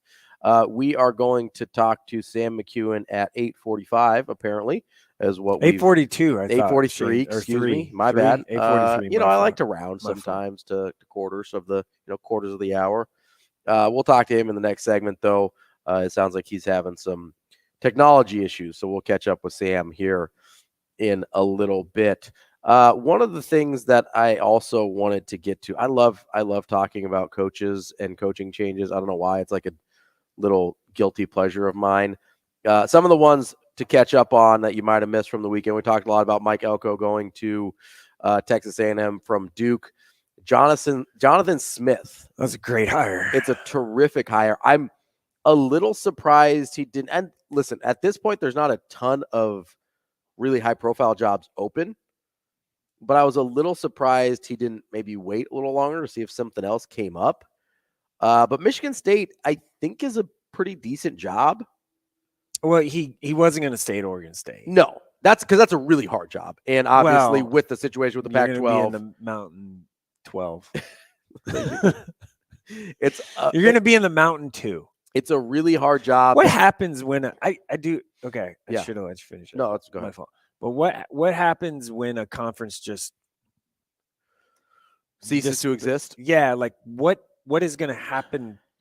What do the offices do? What are the where do Where does the money go? Well, so there's actually a court case right now. Washington State and Oregon State have preliminarily been granted control over all of the Pac-12 funds. Okay, yeah. So they're each in line to make like $200 million. Yeah. Each of those, because all of the money that was going to be dispersed to the 12 teams that have left the conference, right? The precedent, they don't get it. Yeah, isn't there a fee too for teams exiting? To leave? Yeah. So where's that? That's why I'm curious. Like, where's all this? Where's all? So the that's money why go? Oregon State and Washington State haven't officially joined the Mountain West yet, is because as long as they stay, they get that money. Got it. So a judge literally ruled, I think a couple weeks ago, that they are owed that money because the precedent in the Pac-12 that have been set, and it's in their bylaws, was that once you leave the conference, you no longer have a voting right and you no longer have money rights. Like, does George Kialkov just he's just pocket a bunch of cash on his way out? Or I mean, he probably gets. He already did for doing nothing. For letting the conference implode. Yeah, I think he gets paid until those two teams, because you get, I believe, 2 years, because the NCAA has a rule of you have to have 8 teams to be a conference. Right. You get 2 years of probation to try and get back to that 8 number.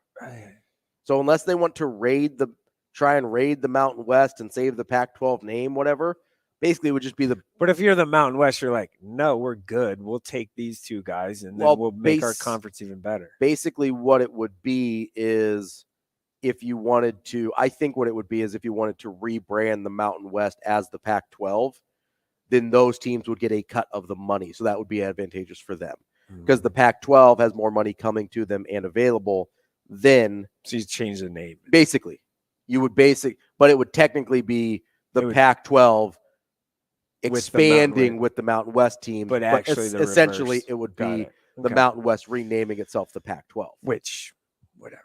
It doesn't really. It only matters for the money, right? Right. And so if Oregon State and Washington State say, "Hey, we're going to give you a cut of this $200 million we got coming to us if you allow us to do this," then that makes sense for the Mountain West teams because that's more money than they've seen in their entire life, no matter what percentage of that they get.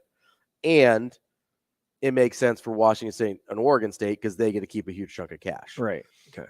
I don't know if reverse order. Basically. Yes. I don't know if that's actually how it's going to play out, but that seems like how they're positioning it right now. Got it. And the rulings of the court of how the bylaw should be interpreted have supported that. So that's where we're at right now. But yes, for Jonathan Smith's purposes, doesn't make sense for him to stay at Oregon State. Even if there still was a real Pac-12, that's a really hard job, a place that's really hard to win consistently long-term. I mean, look at it. Mike Riley won there for like a minute. For a minute, although not as much as Dennis Erickson won there for a minute. True. It's kind of funny because I think Mike Riley accidentally gets credit for the Dennis Erickson years, and the Dennis Erickson years were actually better than the Mike Riley years. So that's always abused me a little bit because like that Fiesta Bowl team wasn't a Mike Riley team; it was a Dennis Erickson team when they went and played Notre Dame back in 2000 or whatever, back when he was off coaching the San Diego Chargers. Which is a thing. Oh yeah, Mike Riley. Which is a thing that happened that people forget about. Yeah. But I actually think Michigan State's a pretty good job. It's just in the East. It's on that. Well, I guess it used to be in the East. Now they're not going to have that anymore. But I think it's because I don't think the expectations there are crazy. Yeah. Not compared to some of these other places we're talking about. No, but still, obviously, if you beat Michigan, they want to be Michigan. They want to. I don't even know if they. They want to be Michigan.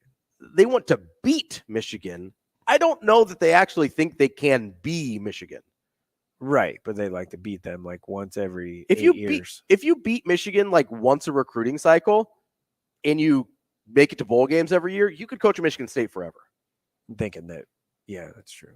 Like if you went once every 3 or 4 years, you beat Michigan. Saban did a great job there. The last couple of years he did. He was kind of mediocre before that. Yeah, that's what I mean. But for Michigan State, yeah, like you like that, right? Right. You don't have to win big at Michigan State. What happens if Kirk Ferentz just is like, you know what, I'm done? I mean, I know Scott said he's got 2, 3, whatever. I don't know if I buy that. I really don't. The emotion part and the sun part, and that's what I mean. Like I know he feels because it wasn't just after Nebraska. He's been getting emotional the last month. Yeah. It feels really weird. Like I Who am not gets that job. I am not convinced. I mean, Stoops, the guy that we just talked about with A&M, That's the guy. he makes sense of that job. Bob Stoops. Call Bob. I mean, Bob's gonna say no. But just call him. Call him first, and he'll be like, "Hey, call Mark. I'll come be assistant to the head Bielema's- coach." It's Stoops or Bielema, Yeah. which either one, home runs, great hires. Yeah. I think you probably take Stoops over Bielema, right? Probably, yeah. Just because that what Illinois is kind of turned into. Yeah. This year, but Illinois is a hard job. yeah, though. real hard. I think either Stoops or Bielema, no brainers. One of those guys takes the job. What You're does Phil good to Parker go. do? Just retire. Phil Parker probably stays and be his defensive coordinator for another decade. Because what else is he gonna do? Man. He's awesome at his so job. Good. Like what else is he gonna do? Unbelievable. Does he even want to be a head coach? Like Probably no. he would have had At this point, no. he doesn't would have wanna had do it. opportunities with as good as he is at his job. If he wanted to be a head coach, he could have left. For sure. It's like a, you remember. I mean, here you had Charlie McBride here forever. Yeah. If he wanted to he be had options. If he wanted to be a head coach, he could have left. he had options. Mark Andrews down at Florida State, who was with Bobby Bowden forever. He just Or sometimes Mickey Andrews, not Mark. Mickey. Mark Andrews is the tight end for Mickey. for the Ravens. But yeah, Mickey Andrews was there. Who's the guy at Virginia Tech, the defensive coordinator? Oh, Beamer's The guy. hat. I know who you're talking. I can't remember his name. Yeah. But yeah, those go-to. guys all have opportunities to leave, and if they haven't yet, like they just want to be DCs, which I actually really appreciate the self-awareness there. To be like, yeah, maybe head coaching isn't for me. Maybe. Because, I mean, rules talked about this. It's a very different job. Yeah. Like You're if not you're like coaching. yeah, if you're a high major head football coach, You're not you don't like actually in get the- you don't you're not actually get to coach football that You're not much. like in the guts of it every Yeah. day. You don't get to coach that much football. Right. Like that. I mean, one of my favorite lines Sometimes people are just good at being at the good football at- stuff. Yeah. Like it's and a that's what different they skill wanna set. do. Yep. He talked about it with Tony White. It is a different skill set. And Mm-hmm. I mean, one of my favorite lines from him this year is like, yeah, before I became a head coach, I was pretty good at coaching football. Right. Like, and it's true though. It is a totally different job. So I would imagine Phil Parker, if the next guy wants him, which you should want him because he's very good at his keep job, him around. would just stay there. Why wouldn't he? People wanted to fire Matt Campbell too. Like, remember Dude, Matt Campbell's a everybody good wants to football fire- coach. He's a way good football coach. That job is so hard, and he's been way better at it than everybody else I thought that's ever. Nebraska, I'm sure Nebraska kicked the tires there. If they had hired, I'm sure they did. if they had fired Frost after the season rather than in the next season, after 21 instead of during 22, they would have got it. I think Matt Campbell was the guy at that point. Yeah. And I think Matt Rule's a better hire, but I wouldn't have been mad about Matt Campbell. No, not at all. Coming up next, we think we've got Sam McKewon. We'll see how that goes. Coming up next on Hurrdat Sports Radio.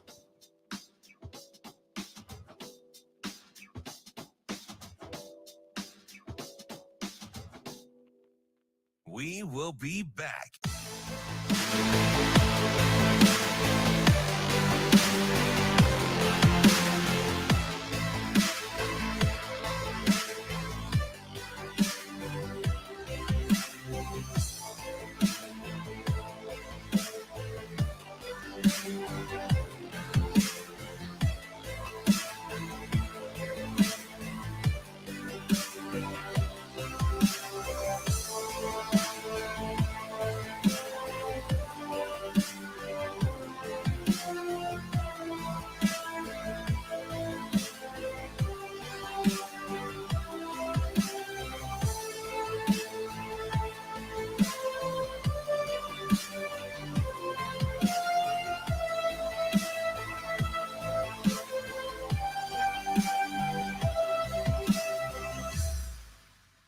We will be back.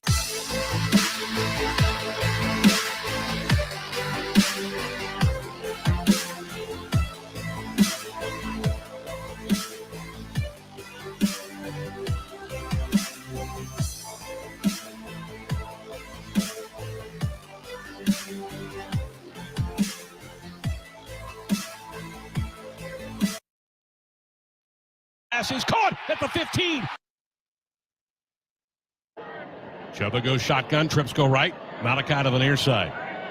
Purdy hands out, gets the snap, back to throw. Has some time, takes a shot down the field, has a man out there, the pass is caught at the 15, 10, 5, touchdown Jalen Lloyd. He burns at Iowa secondary, and Nebraska's on the board.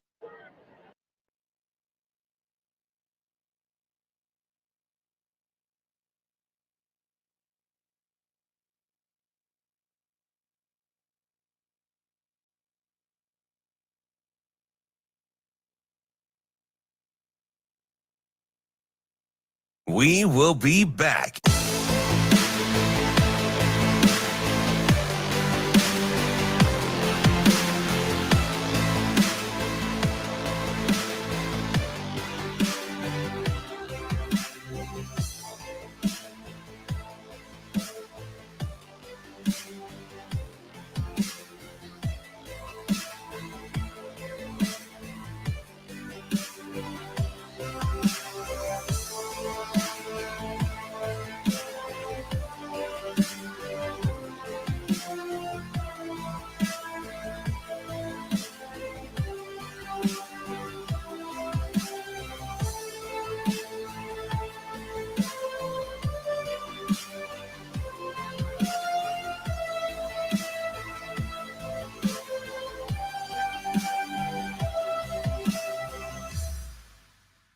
We will be back.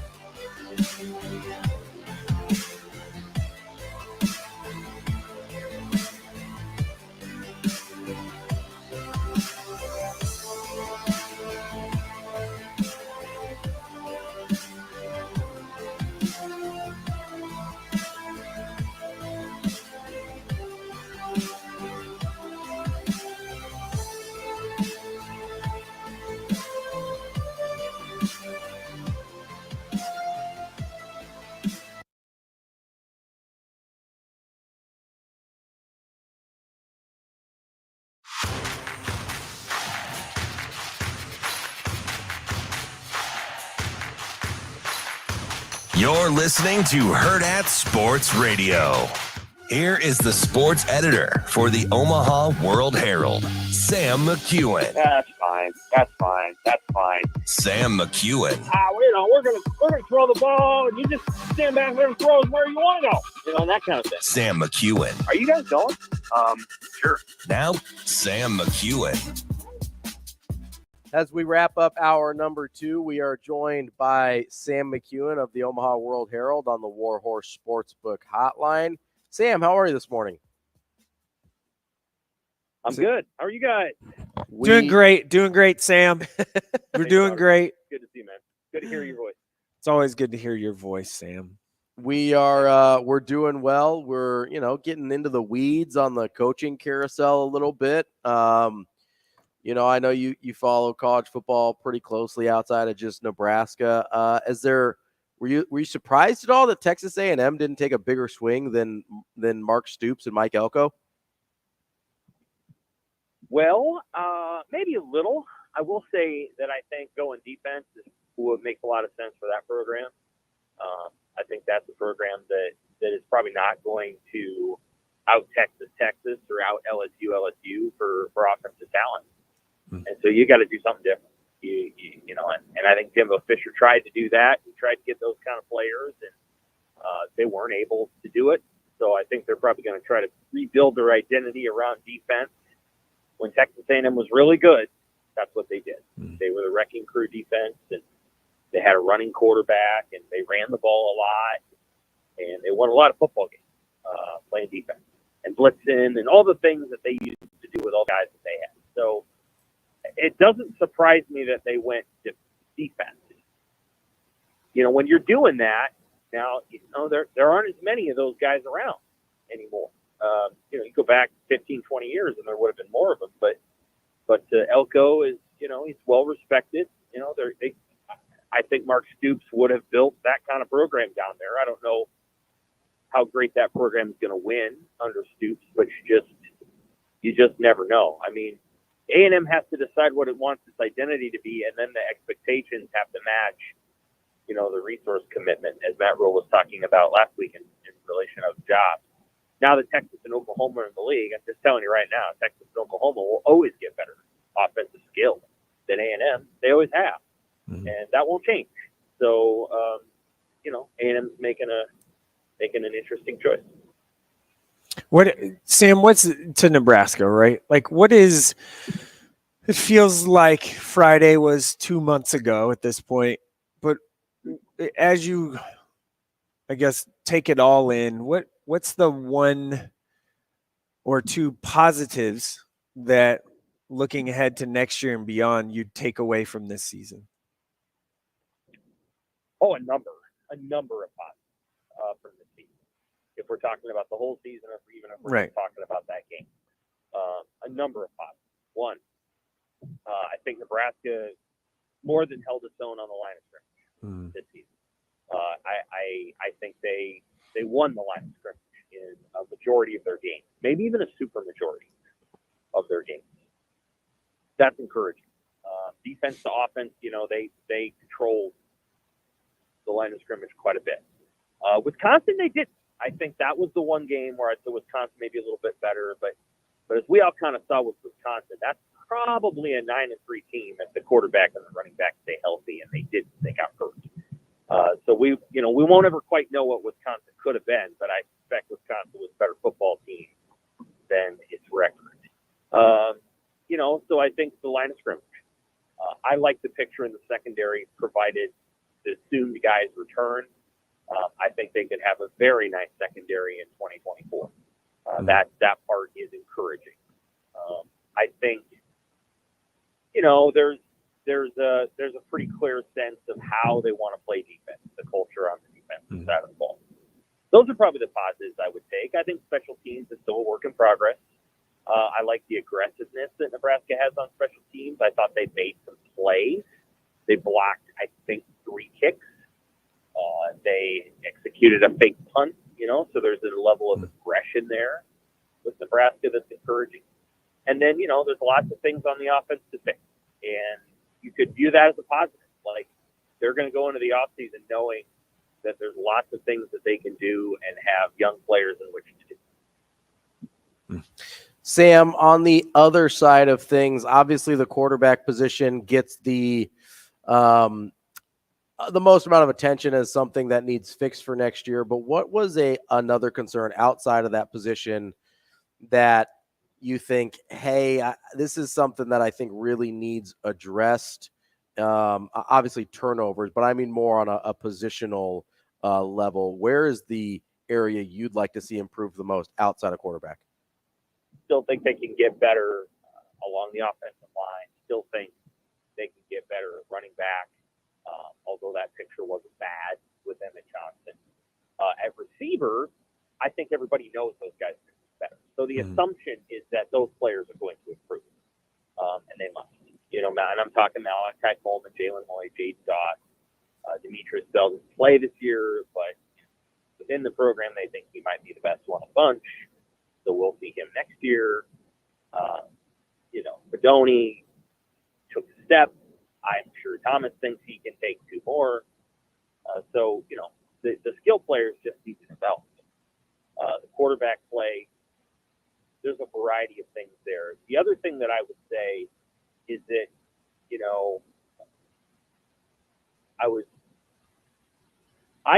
there's 2 different ways to look at the way that Matt Rule wants his team to play offense. And one way is to say, listen, when you play like this, you're turning it over too much. It's like you're handing, a 5-course meal to a chef that's really not ready to do it.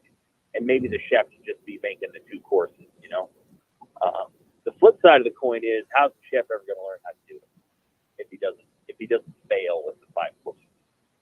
And so what I'll say for Matt Rule is that they were aggressive this season. They wanted to go win games. They wanted to make big plays. They allowed their quarterbacks to drop back and throw the ball when they probably weren't very good at it. They did a lot of things that Iowa doesn't do. And the hope is, down the line, they benefit from it. They benefit from their failures this year. And one thing Matt Rule can honestly stand in front of this team and say is, I want us to go win football games. I don't want us to not lose them. And until we're ready to win these games, playing the way I want us to play, we're not going to win them. And so the process of winning might be accelerated, if that makes sense. I don't know. I'm reading a pretty good piece, I think, in The Athletic today about Ryan Day and how when they play Michigan, he changes. And he doesn't play. He just doesn't. He coaches safe. And I think that's a reasonable critique of Ryan Day when he gets to that game. And B, outside of the situation at Wisconsin, which I was, and to be clear, in favor of how Matt Rule handled that. I think Matt Rule tried to play to win all season long, and I thought, you can applaud that to some degree. Now you need your guys to back you up, and that's something that they've got to get a lot better at. So Ravi wants a quarterback coach, a dedicated quarterback coach. Where do you shift things around if that is a move that Nebraska makes? Who do you take off the road or move to analyst or whatever? Yeah, you'd move the tight ends coach to back the role that he previously had and do it that way. And Satterfield oversees that. There you have it. So the tight ends coach role, it's pretty obvious to me, Mike, that like when they got rid of Sean Beckton, who was one hell of a tight end coach, they were basically saying, we don't really need a tight end coach, because they replaced Beckton with a high school football coach who wasn't really there to coach the tight end. He was there for recruiting. Right. And of course, he got himself fired, essentially. And then they replaced him with a guy that's actually a tight ends coach, but I don't know if they feel like they need a tight ends coach, if that makes sense. Got it. I do think they could benefit from a quarterback coach. I really do. Somewhere along the way here, okay, so Satterfield's up in the booth. Matt Rule's over there talking to the quarterback. It'd be good if the quarterback's able to run off the field and have a quarterback coach to talk to, so that honestly, Rule can reduce his number of contacts with that guy, and coach a little different. One voice, because I feel like, Rule does a lot of coaching of the quarterbacks down there, and I get it. Like, I understand it. I think, especially when Satterfield isn't there, you want to get the guy coming right off the field. But I think it might benefit a quarterback to have a coach that he can talk to, because Matt Rule's busy coaching coaching the football game. Right. And so that I don't know. The play calling operation needs to get better too. Like, just so we're clear, the calls themselves are what they are, but Nebraska had too many delays in game or blown timeouts, stuff like that. They got to figure that stuff out, get a little faster with their operation, especially in 2-minute drill. Sam McKewon from the Omaha World-Herald. Sam, we appreciate you joining us, even for a little bit of a abbreviated segment this morning, and hope you have a good rest of your week. You too. Take care. That is Sam McKewon from the Omaha World-Herald. Before we head into hour number 3 and our old friend Damon Benning, want to tell you about our friends over at Dyer Law. If you've been injured in a personal injury accident, you can count on the Dyer Law team to provide you with a helping hand when you need it, no matter what you're dealing with. Call the Dyer Law team at 402-393-7529 or visit dyer.law to chat with trusted professionals about your personal injury claim. That's DYER.law. Coming up next, we will chat with old DB here on Hurrdat Sports Radio on AM 590 ESPN Omaha and ESPN Tri-Cities.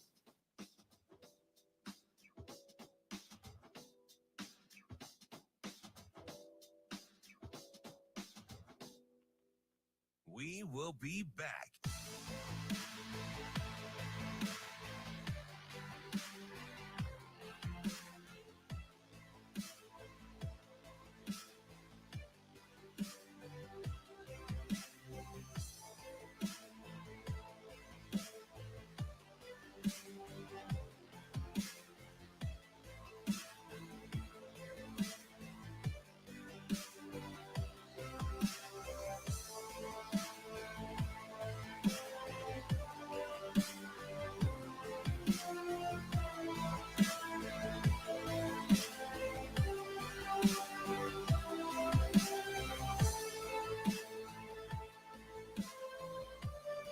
Chuba goes shotgun, trips go right. Malachi to the near side.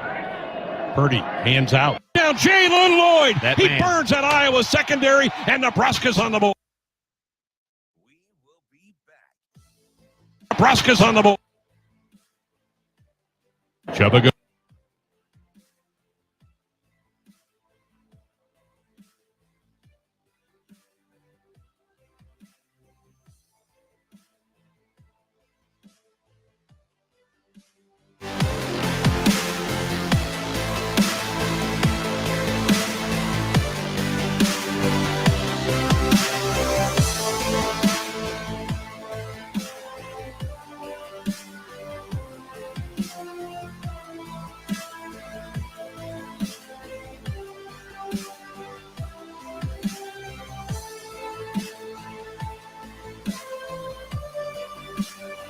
Sports Radio.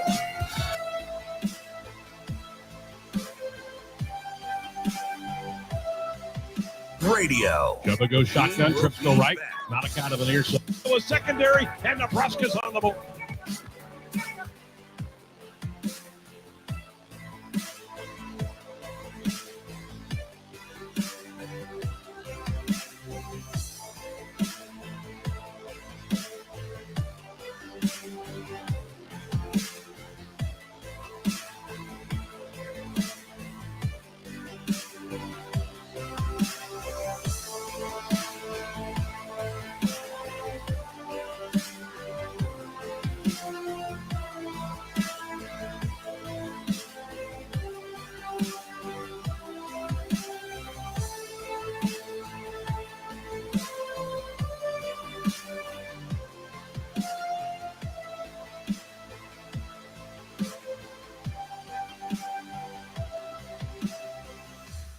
We will be back.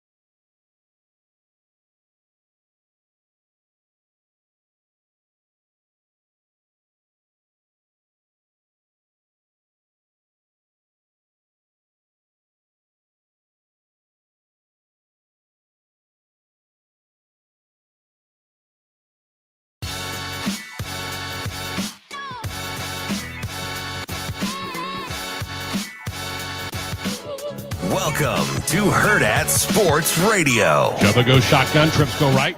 Not a count of the near side. Purdy hands out, gets the snap, back to throw. Pass some time, takes a shot down the field. Has a man out there. The pass is caught at the 15, 10, 5. Touchdown, Jalen Lloyd. He burns at Iowa secondary, and Nebraska's on the board. Kicking off hour number 3 here on Hurrdat Sports Radio. I'm Ravi Lulla. Mike Sautter here with me. We're live on AM 590, ESPN Omaha, ESPN Tri-Cities. And for hour number 3, we're on KFOR in Lincoln. We are joined now by our friend Old DB, Damon Benning. How you doing this morning, buddy? I'm good, man. How you guys doing? Oh, we're chopping it up about a lot of nonsense, as Sautter and I have a tendency to do. Need more coffee. Need more coffee. Yeah, we just finished we had an 8:00 pep rally at the high school. So one of the pros to looking for a job is I get to do a lot of early morning stuff. So that's all good. I like the pep rallies. You do like the pep rallies. Obviously celebrating a nice little state championship there with your West Side Warriors. Stu put out and I know you'll be objective here. All right. So I'm gonna put this to you. 100%. Stu put out a little article on the Omaha World-Herald kind of talking about the place of this team historically. I think everyone can agree it is one of the best. It is one of the best teams we've ever seen in state history. In your mind, I know you're a historian here, DB. Yeah.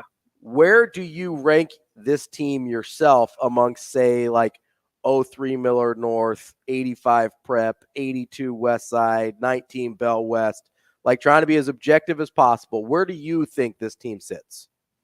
Well, let's say 85 Prep, for instance. We would have had a hard time with their size up front. Sure. Right? Same thing with like 03 Millard North. Although I'll take my chances with 03 Millard North. Really? I would. I mean, Seth Olson was a monster. Jake Galusha is arguably the best high school. Well, I'll put it to you like this. Jake Galusha is one of the top 10 high school football players I have ever seen live. He was an absolute monster. Yes. But if you fast forward kind of what I've learned about that offense and what they like to do, because remember, as a part of a defense that coached against Millard North, that didn't give up a rushing touchdown for almost 12 quarters. Mm-hmm. So, maybe we could have figured that out if I could fast forward into what I learned later on in my career. They would have been a handful. 19 Bellevue West, I think we beat.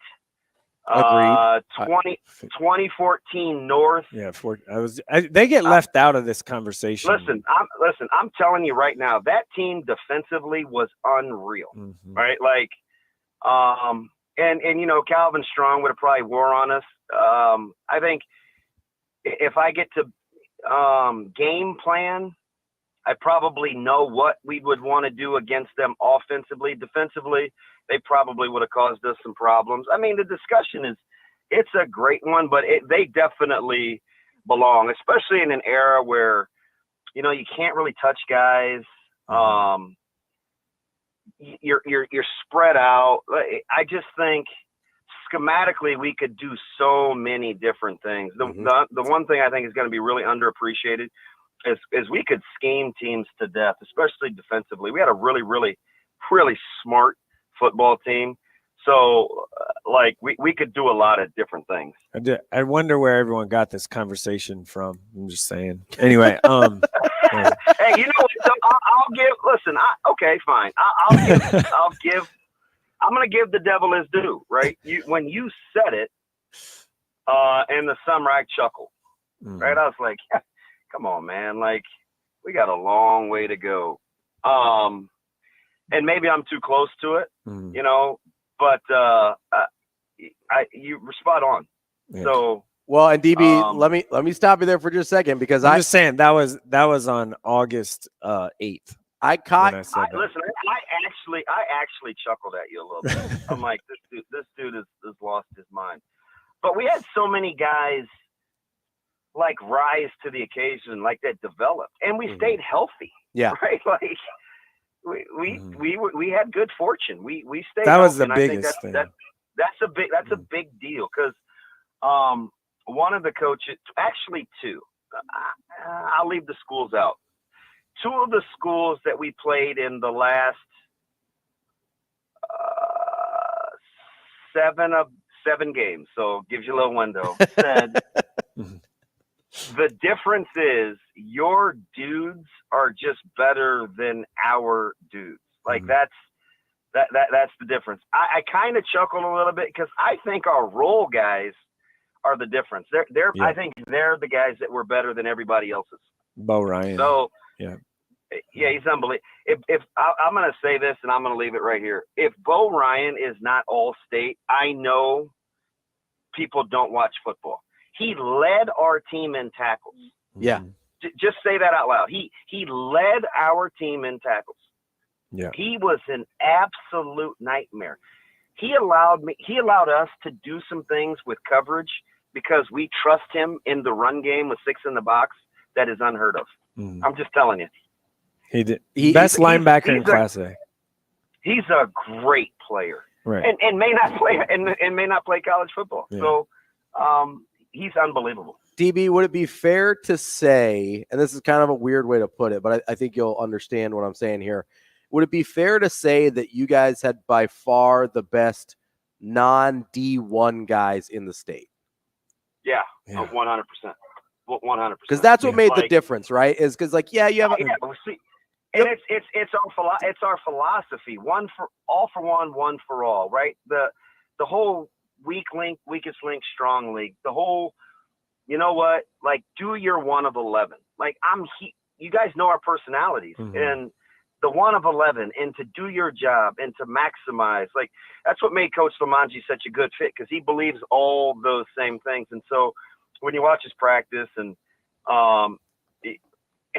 everybody understands their role and they embrace it. Like, our scrappy squad won like players of the week as a unit. Right. That's how, when you simulate Miller North's offense, you better be pretty good. When you need an Isaiah McMorris to simulate on offense, like, it helps if you have that guy on your roster and he's willing to do it. So it just, I agree with you. That's probably the best description I've heard thus far. Let me. Our non-stars were really, really good players. Let me ask you this though, because you rattled off a bunch of your like philosophies and stuff right there, but a lot of people say those things, right? Like, no, this is like a culture thing. No, I know, but that's what I'm getting to, right? Like, everybody wants to be, or most people want to be about those things. The difference was you actually were about it, and you got a bunch of 14 to 18-year-olds to be about it. Like, how does that happen? Because that's the tricky part. The philosophy is not uncommon, right? It's the execution. Yeah, 1,000%. So how did you get there? Well, it's a lot like why I like the positives with Nebraska, and we'll get to that in a sec, I'm sure. But there's no other way to do it. It's a non-negotiable. Sautter can speak to this. When we practice a certain way. When we do things off the field, we do it a certain way. I think deep down, everybody wants to be led, whether it's adults, kids. I've said this before, right? So, it's a non-negotiable. The inmates will never run the asylum, for lack of a better term. In this culture, it's about being other-centered. Again, if you're willing to want to invest and hang out with one another and go to team dinners and have to sit at different tables and go do Christmas carols and move books at the Salvation Army and spend an inordinate amount of time at senior retreats or going camping or things that make you uncomfortable, then it's for you, right? Our coach, he and Coach Rezak got together and they wrote a preseason letter. And I don't want to make this about Westside because this is probably a Nebraska segment, but they wrote us they wrote a letter to the team, and it laid out the season. Okay. And it was, August 25th, Westside 38, Prep 10. And they go through our schedule. And the schedule hypothetically had a couple of losses. And it had us getting beat November 3rd by Omaha North, 28-21. It said it's over. The season's over. The senior's career ends. It's over. It's obvious where everyone stands. We were tight. And then it goes through this like scenario. And I think I can't remember the exact record, but it had us losing 2 games. And I remember we met as a team with the seniors and we went over the letter, and everybody had to jot down kind of how it made them feel reading it, whether it was anger, sad, oh yeah, I could see this happening if we're not on our game. And then we talked about strategically what we had to do to keep that from being the actual outcome. Nobody else is doing that. No. And not meaning it, right? We spent 4 hours talking about that as a team. So I just think those things are uncommon, but we make them commonplace. And I ultimately think you don't get the Jack Wings and the Bo Ryans and the Brock Regners and the Nick Anglums, the guys that nobody talks about. Spady. The Trevor Spadeys. The Aaron Cardinales, and everybody's like, who? Because sure, we could have we don't have a Laquana, right? Mm. But not if we have 11 of Laquanas, like, would that work? Mm-hmm. Right? Mm-hmm. So it's like, it's about fit. We don't have 11 or Tyson Terrys, but if we had 11 Tyson Terrys, would that work? So I ultimately think it's about, some people need to be led and some people need to be good followers, and you can't be both. And loving, like truly loving one another, like cheering for each other, 7-on-7, go back to these tournaments. Yeah. Like loving one another and supporting one another. We cheered for Braylon Warren without having Rizek there. Yeah. Like he was one of our own. He's a 14-year-old kid, right? You never would have been able to tell that Braylon Warren had never taken a varsity snap. He just ran 7-on-7s for us in that tournament because he was next man up. And he's the future next year. And it's just stuff like that I think is uncommon. Yeah, but I thought you got who are you guys recruiting now though for next year though? That's such a misnomer. It's so disappointing. But if you ask everybody though, it's all about you're only good because you recruit everybody. Yeah. Listen, losers have a losing mentality, and listen, I'm what I'm 100% serious. Like it eats at me a little bit. That people will say whatever, they don't really understand how public education works. They're uneducated people. Uneducated people. We talk about. Listen. I'm gonna keep it above board here. You got a couple of choices. Open enrollment. You can invite people into your district that otherwise maybe wouldn't have the opportunity, or you can take some time to understand tax-based revenue in terms of public education. You can have high levies and have elite amenities. You can have great buildings and 5 fields and multiple high-paid staff and laptops and technology, and you can do all that, right?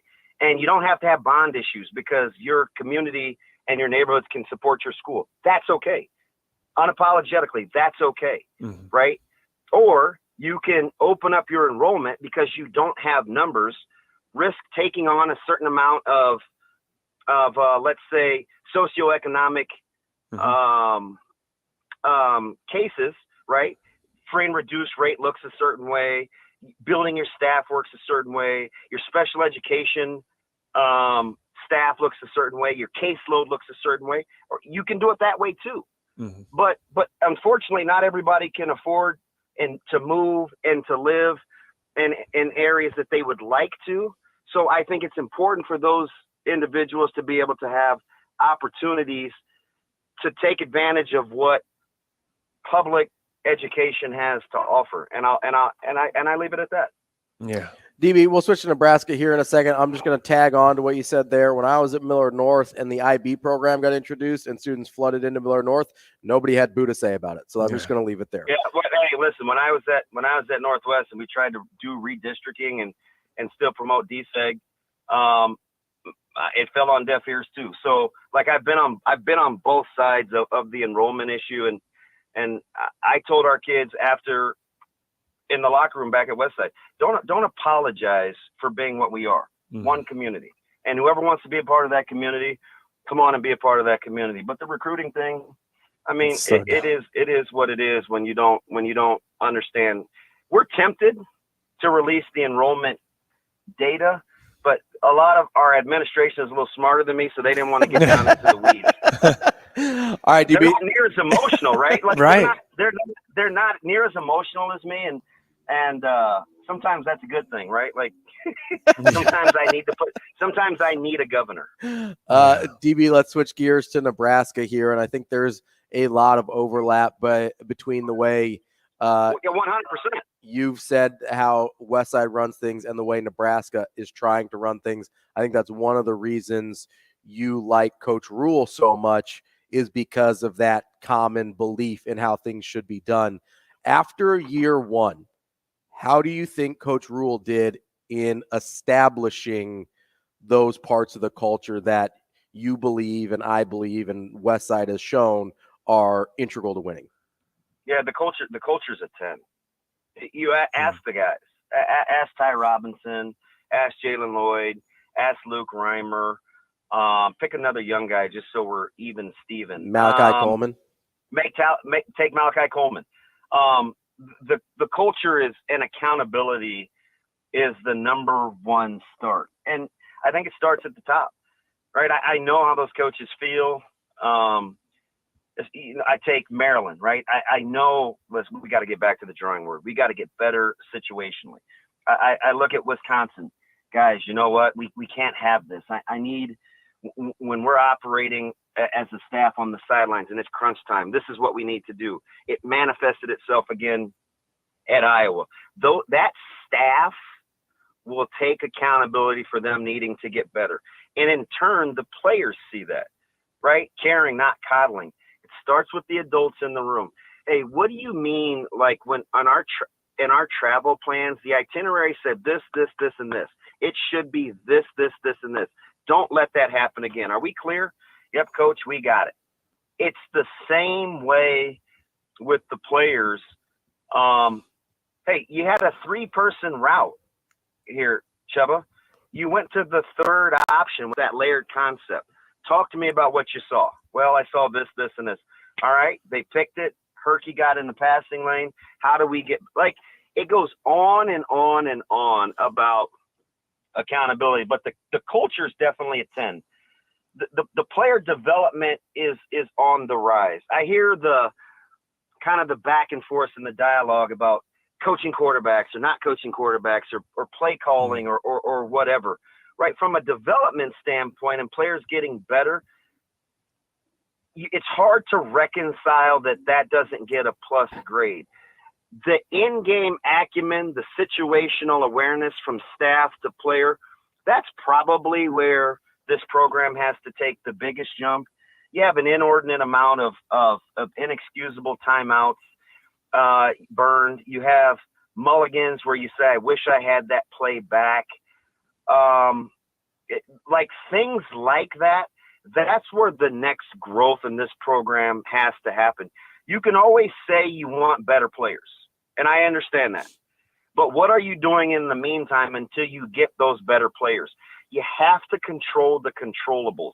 So for this staff, it's situational awareness, sequence and play calling, sequential play calling, tackling in crunch time, run fits. For all the hand-wringing about the offense, if we get 3 guys to fit differently on that long run in the waning seconds against Iowa, they don't make that field goal, right? But conversely, you played against a team whose culture was so entrenched, where the believability, the belief factor was so high, they could insert a walk-on kicker for the game winner and live with the results. So that part is possible, and it's a real thing in competition.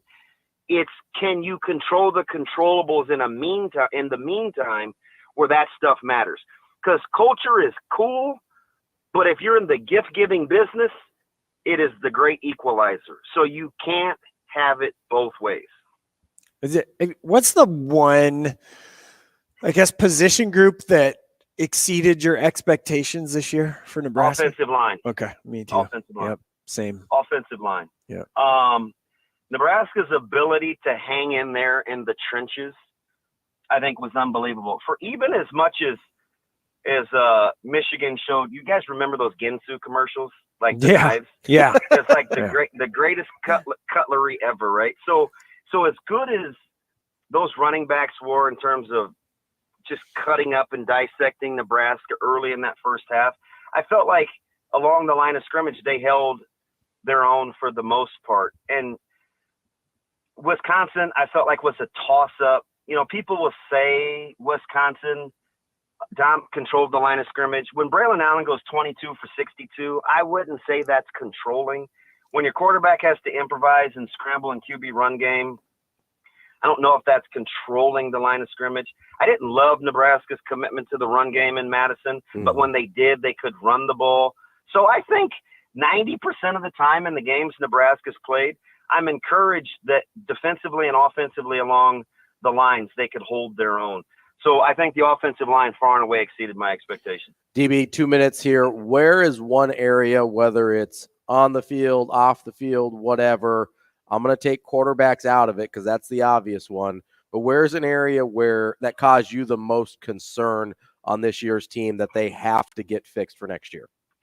Situational awareness, down and distance, and not being predictable, right? There's only so many times you can be in 3rd and 6 and 3rd and 5 and get in the 3-by-1 and empty the backfield and not know what routes are coming, right? You can only have so many times where you don't have the right personnel grouping in and you have to burn a timeout. I'm going to give Coach Rule the benefit of the doubt, but remember, in the presser, right, that wasn't one of his better post-game press conferences, right? I mean, he said out loud that they were going to fake a field goal from the 50. I don't know if I got to take him at his word, but I would have a hard time believing that, especially when Iowa played in punt safe. So where am I and what am I doing has always been big in my life, right? Sometimes I'm really, really good at it. Sometimes when I'm bad, I'm awful. No different than this coaching staff. Where am I and what am I doing? The better you are at that, the more opportunity you give yourself to operate at a high level of efficiency. That is Damon Benning. DB, we appreciate your time. Really, really good stuff today. I'm sure we will catch up with you again soon. Hey, anytime, man. I'm here for you. Hey, catch a nap. So, you know what? I really can't. I know. I'm like a moving target, man. I gotta figure out life. I'm on the attack. All right, buddy. Yeah, you figure things out, and we'll talk to you soon. Okay. All right, air high fives. A lot of depth to go around, man. All right, buddy. That is our guy DB. We will continue with. I might catch a nap. You gonna catch a nap? I don't think so. You need to catch some new tires. That's Yeah. what we need to do. We got more Hurrdat Sports Radio coming up next.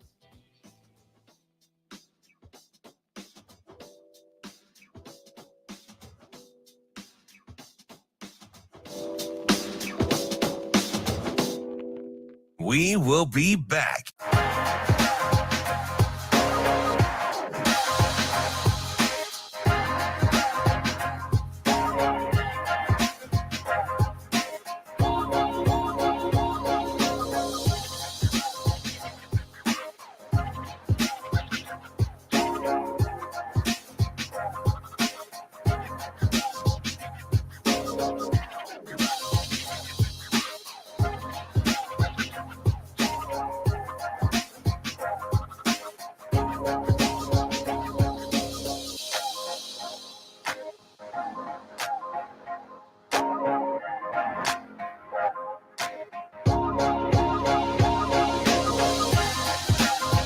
We will be back.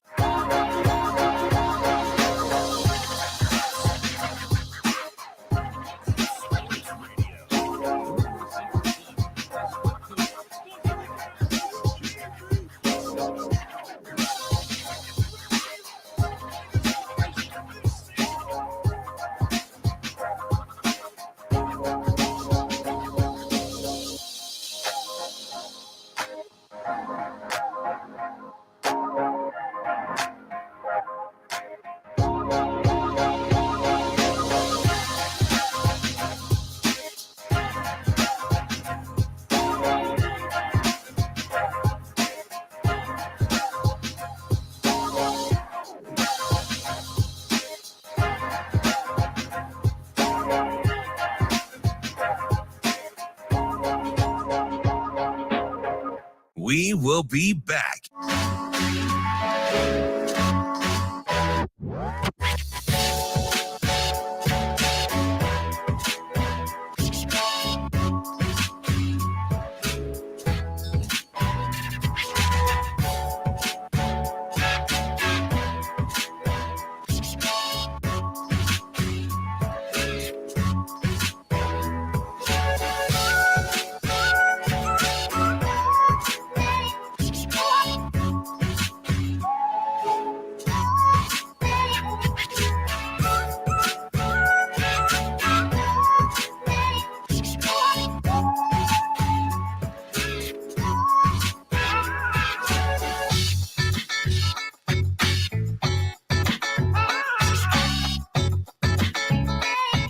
will be back.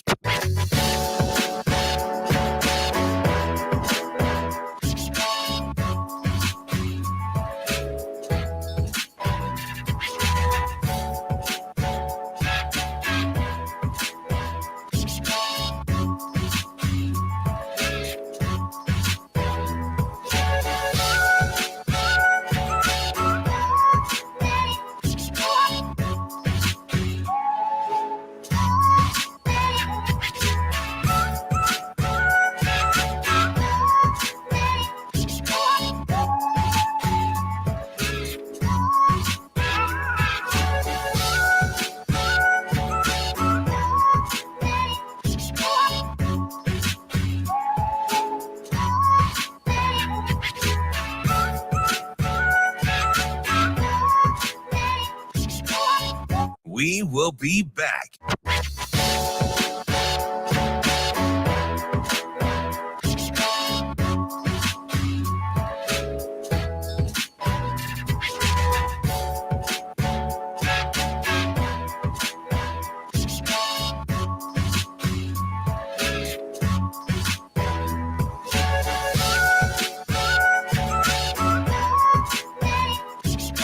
We will be back.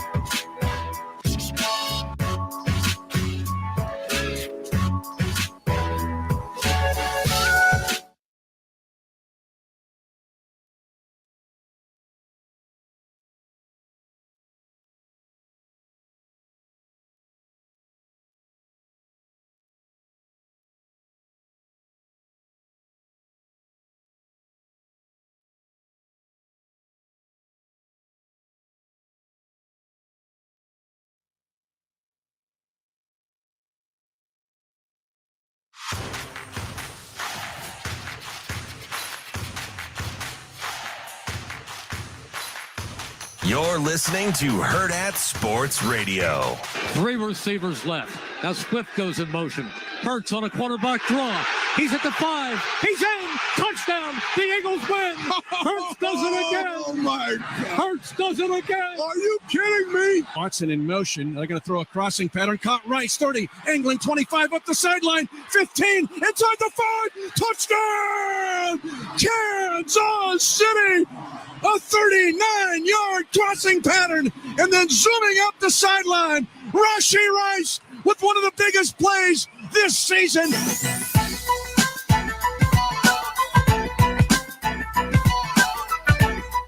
Welcome back to Hurrdat Sports Radio. I'm Ravi Lulla. Mike Sautter here with me on a Monday. We have just a half hour left here in the show on AM 590 ESPN Omaha, ESPN Tri-Cities, and KFOR in Lincoln. We're live from the H&H Chevrolet stage. It is time for the War Horse Sportsbook Sports Cleanup. Getting to a bunch of the stuff we haven't gotten to yet today. It's been a Nebraska and college football heavy day and tire. It's been a tire heavy day. Tires. Just trying to get Sautter some new tires. Still trying to for his get an car. appointment. That's all right. We'll figure it out. Used to be able to just roll in there and just get it done. There's a lot of stuff over this busy weekend. Frank Reich got fired. Yeah, let's start there. So Carolina Panthers fired Frank Reich, not even through his first full season in crazy. Carolina. So what I'm learning here is maybe Matt Rule wasn't the problem there. I don't maybe. know. Well, and listen, Panther this is fully acknowledging he's probably much better suited for college than the NFL. Yeah, he was. Yeah. Just his personality. But Carolina fans pinning all of their frustrations. Frank Reich was 40, 33, and 1 heading into this year in Indianapolis, and had a different starting quarterback every year. That's pretty dang good. Yeah, I think Frank Reich is genuinely a pretty good football coach. I feel like the owner wants to be the coach in this. Yeah, there's we talked about with coordinators and head coaches how it's a different skill set. Being a successful businessman like Dave Tepper and owning a football team successfully are different skill sets. It seems like Dave Tepper maybe has not learned the football owner skill set yet, and is struggling. He's struggling a little bit. This is his third head coach he's fired, his second in season in back-to-back years. Maybe I'm just saying, maybe it's an organizational problem. Feels like it's an organizational problem. As someone that's a New York Jets fan, and we can't win ever. Yeah, you would know all about organizational problems. Yep. Well, and there's some, I think Saleh is a really good coach. I like Robert Saleh. I don't think Hackett's a very good coach. He's going to make it. I don't know if he's going to make it either, but I do think he's a good football coach. He's definitely a great defensive coordinator. He'll make it next year. Yeah. One more year. Again, they're going to go status quo this year. As a New York Jets fan, go all the way in next year. Like spend whatever you got to on the picks, old man free agents, trade the picks for players, move up in the draft 1 to year. get players. Just Los Angeles Rams this thing. Yes. All in 1 year. Future be damned. Yeah. If they do that, can they weather the storm if somebody else does it? No. What do you mean if somebody else does it? If somebody else tries to do the same thing, would the Jets be able to pull it off? No one else has Aaron Rodgers as their quarterback for next year. Well, the Kansas City Chiefs got Patrick Mahomes. He's a little bit better. Should have beat the Chiefs with Patrick Mahomes this year. Without Aaron Rodgers, we got cheated. Shoulda, woulda, coulda. I'm just wondering, Mike. That's all. Shoulda, woulda, coulda. How's Rashid Rice doing over there, Shane? They do need to get some receivers. I mean, what are they doing? Who? The Chiefs. What are they doing? I don't know, man. Just wasting a Patrick Mahomes year. Makes me mad. I like it. They'll be fine.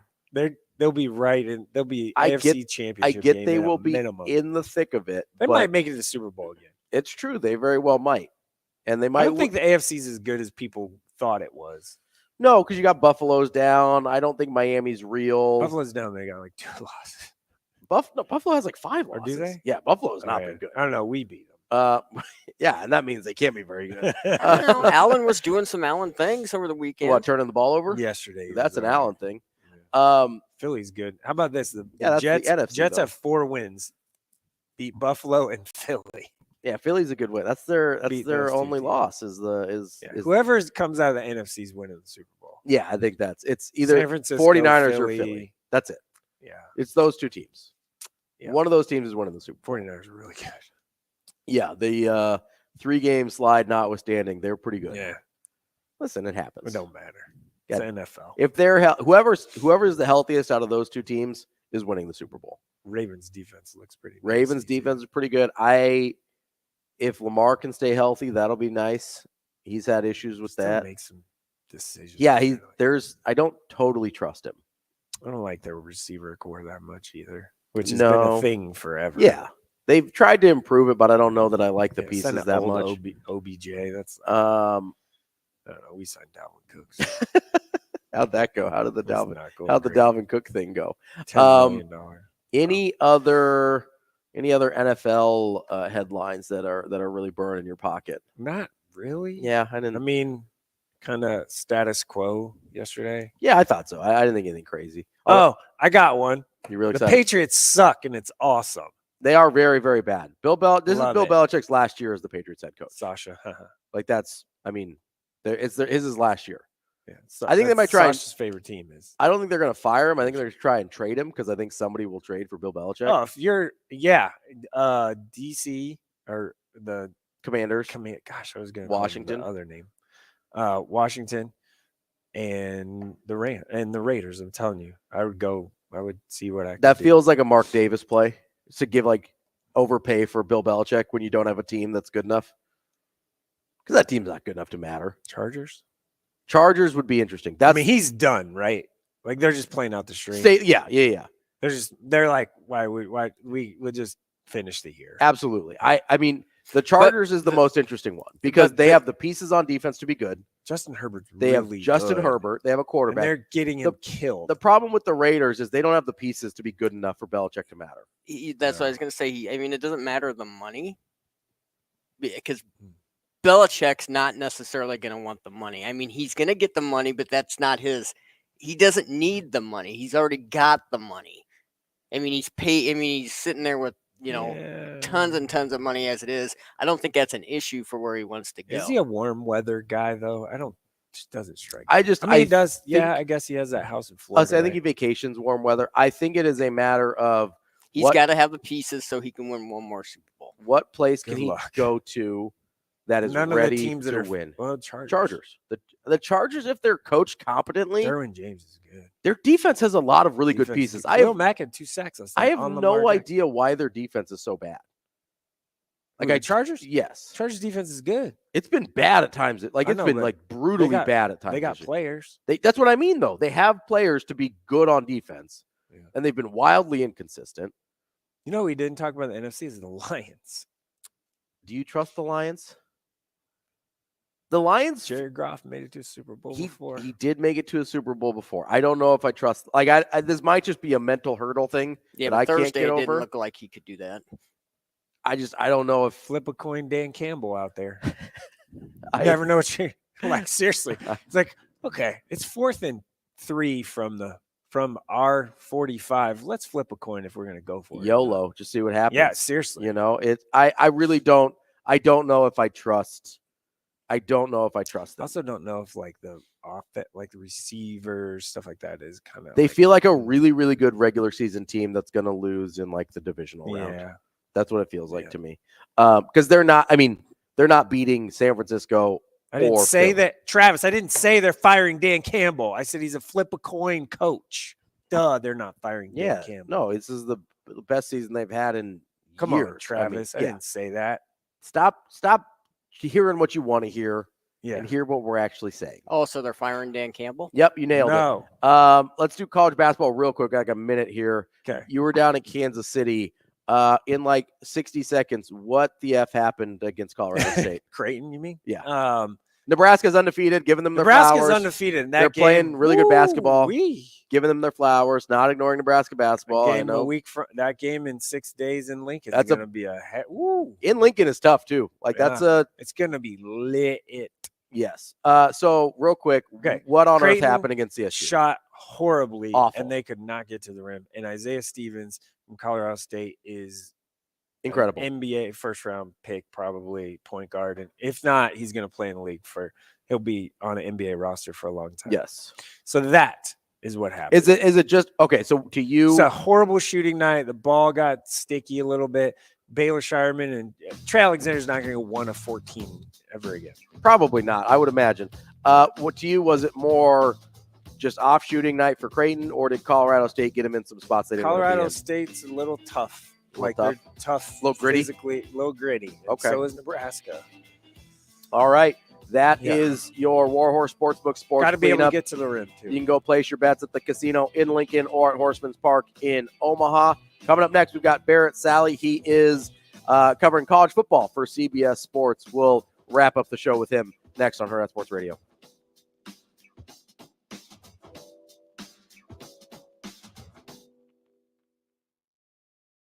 We will be back.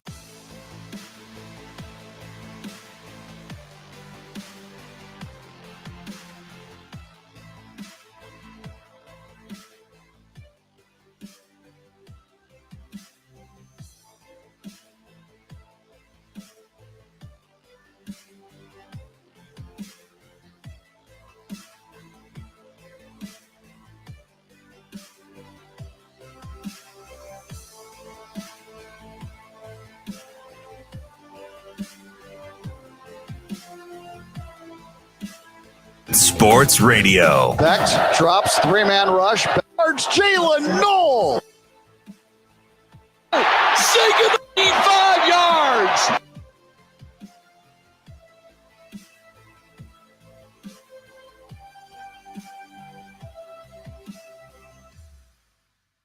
We will be back.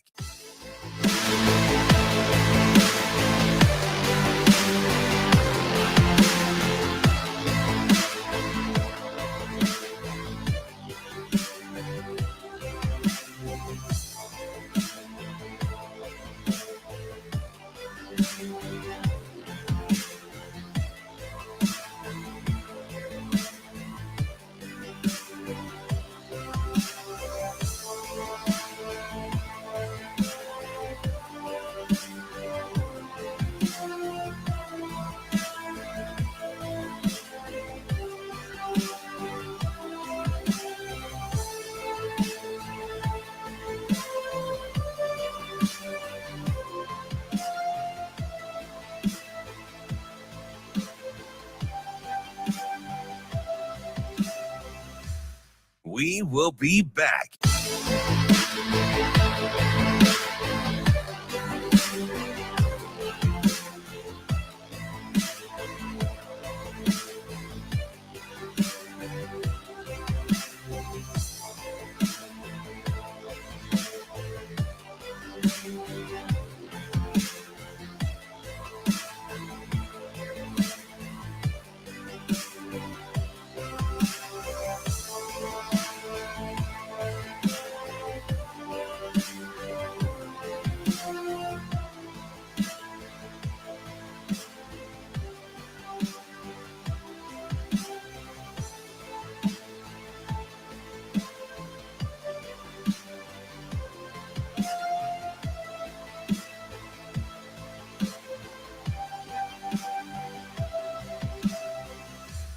We will be back.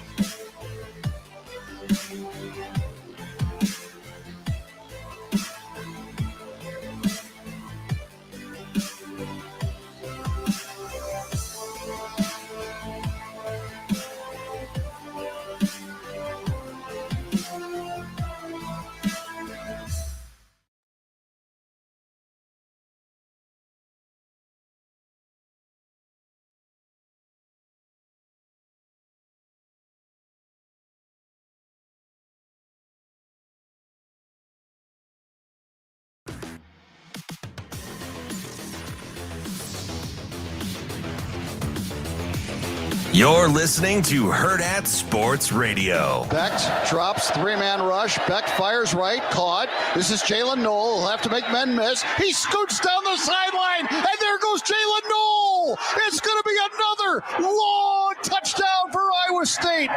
84 yards, Jalen Knoll. Kicks this one off, and this one is going to be fielded at the 5-yard line by Robinson. Up center of field, 20, 25. Breaks through to the 40, the 50's got one man to beat. Outside to the 35. Broke a tackle. Say goodnight to it. Second half kickoff. Keelan Robinson, 95 yards. Wrapping up the show here on Hurrdat Sports Radio on AM 590, ESPN Omaha, ESPN Tri-Cities, and KFOR in Lincoln. We're brought to you by our friends at Dingman's Collision Center, 4 great Omaha area locations. Family owned and operated for over 25 years and voted first place best of Omaha for 18 years running. They can work on all makes and models from Fords to Teslas because they have the latest technology. They also have a give back program, which gives back to the community with every car repaired. Go check out dingmans.com for more information. Joining us now is Barrett Sallee from CBS Sports. He covers college football. Barrett, how are you this morning? I'm great. How are y'all? We are doing well. Coming off of a kind of wild rivalry week as the regular season wrapped up in college football. I know you gave out some grades over on CBSSports.com about how some of the prime contenders fared in this week. I know you gave out a handful of A+, but who were you most impressed with in their rivalry game amongst those contenders? Well, I mean, I think when you look back, it's Oregon to me. Man, Oregon was insane. To go out there and do what they did, just basically shut down Oregon State from the moment toe met leather. That was phenomenal for me. Michigan, obviously the same thing with Ohio State. Controlled that game really good. I don't know about you guys, but I never really felt like Michigan was out of control of that game. You know, maybe Ohio State had a chance here or there occasionally, but you know, it was more of a pie in the sky type chance than actually controlling the game. And then Texas, with what they did to Texas Tech, I mean, they took it personally, obviously, with the Brett Yormark thing. And I think for them to do what they did going into the Big 12 championship game, obviously is good in terms of momentum, but also good in terms of the committee. I don't know if the committee thought this, but, you know, I think there was some scuttlebutt that, okay, Texas wasn't playing that great and Alabama might wipe the floor with them if they played right now. I think that narrative should have been flipped after what Texas did to Texas Tech, because that was emphatic. Barrett, you mentioned Oregon, and I mean, I think they've looked like one of the best teams in the country for a little while now, but they do have that one loss. If they're able to beat Washington in the Pac-12 championship, and it's between them and an undefeated Florida State for that fourth spot without Jordan Travis, Oregon's got the better resume. How much does that 0 in the loss column matter for Florida State versus an Oregon team that's probably better at this point in the year? The zero matters for sure. I don't think there's any doubt that Florida State, if they're able to beat Louisville, I don't care that Louisville lost. If they're able to win the last 2 games with a backup quarterback with all that pressure on his shoulders, Florida State's in with absolute. There's no doubt in my mind. But if Oregon beats Washington, Oregon's in too, because Washington would be knocked out. So yeah, I think both of those teams would be in. I don't think there'd be any doubt that a one-loss Oregon team. I'm with you. Oregon has looked like a top 4 team all year. You know, even against Washington, you know, they look like So yeah, I mean, Oregon's in regardless, and Florida State's also in regardless of Florida State wins. Is that winner of the Washington Oregon game in the loser? Yeah, I mean, no matter what. What about the loser? The losers out. Yeah. I mean, I guess they're. I put this on. Well, no, I guess if there's a chaos scenario, I mean, I guess for Washington, if they lose, you could probably invent one. Like if they lose, Louisville Florida beats State FSU. loses. Like how many teams have to Iowa lose beats for Michigan, Washington to get Right. in? Yeah, Iowa's not beating If Washington, let's figure this out. If Washington loses, Texas loses, Alabama loses, knock them out, right? Okay. Florida State loses, Iowa wins. Then Washington's Washington and in. Oregon might be in. Yeah, maybe. I just think it'd be awesome. That have to be it. Does a loss matter to Georgia at this point in like a normal scenario? They're in regardless. No, I don't think so. I mean, I think they should be in, but I don't think the committee would automatically put them in, because in that scenario, you would have, you know, let's just say chalk holds elsewhere. Sure. Yeah. You know, Michigan's obviously in. One Pac-12 team X, whatever, would be in. I think if Texas wins, Texas has a win over Alabama. Yeah. And that matters too. So you'd have that wild card thrown in, and then it would come down to Georgia, Florida State Oregon would be out. Yeah, Florida State. Florida State would be out in that. Well, if Florida State wins, Florida State, do they get in over a one-loss Georgia? That's a really good question. See, this is what I like about this time of year, Barrett, because you have so many of these hypotheticals, right? And we're not going to have it next year, unfortunately. But yeah, I mean, man, undefeated Florida State over one-loss Georgia. Because I think everybody agrees Georgia's better, right? But at some point, the losses should matter. The losses matter, and well, and they always say, the committee always says they factor injuries in, but they never say how. Right? Yeah. Are they going to use it as if, okay, Florida State's not that good without Jordan Travis? Or could they use it as, wow, even without Jordan Travis, Florida State won their last 2 games in an ACC championship? You know, it can go both ways. And here's my other question. So in that scenario that we just played out, we left out a one-loss SEC champion from the playoff. Mm-hmm. Yes. That is Alabama, maybe the craziest scenario, is that a one-loss SEC champion doesn't make the playoff. I think that would shock everybody, right? The team that beat them. Yeah, well, yeah, it would, and Greg Sankey would be furious. But I mean, there's a scenario where that could play out, and I think the biggest thing is the Texas-Alabama thing. Alabama's not jumping Texas.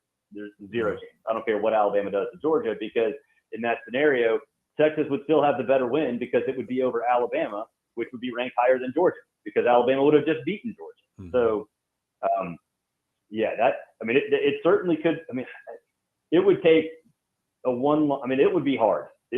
Basically, what you'd have to have in that situation is Texas. You'd have to have Texas losing, no matter what. Yeah. Like that's or winning, or if Georgia gets in with one loss, Texas would have to lose, because then the whole Alabama, Texas, Georgia connect the dots thing would be irrelevant.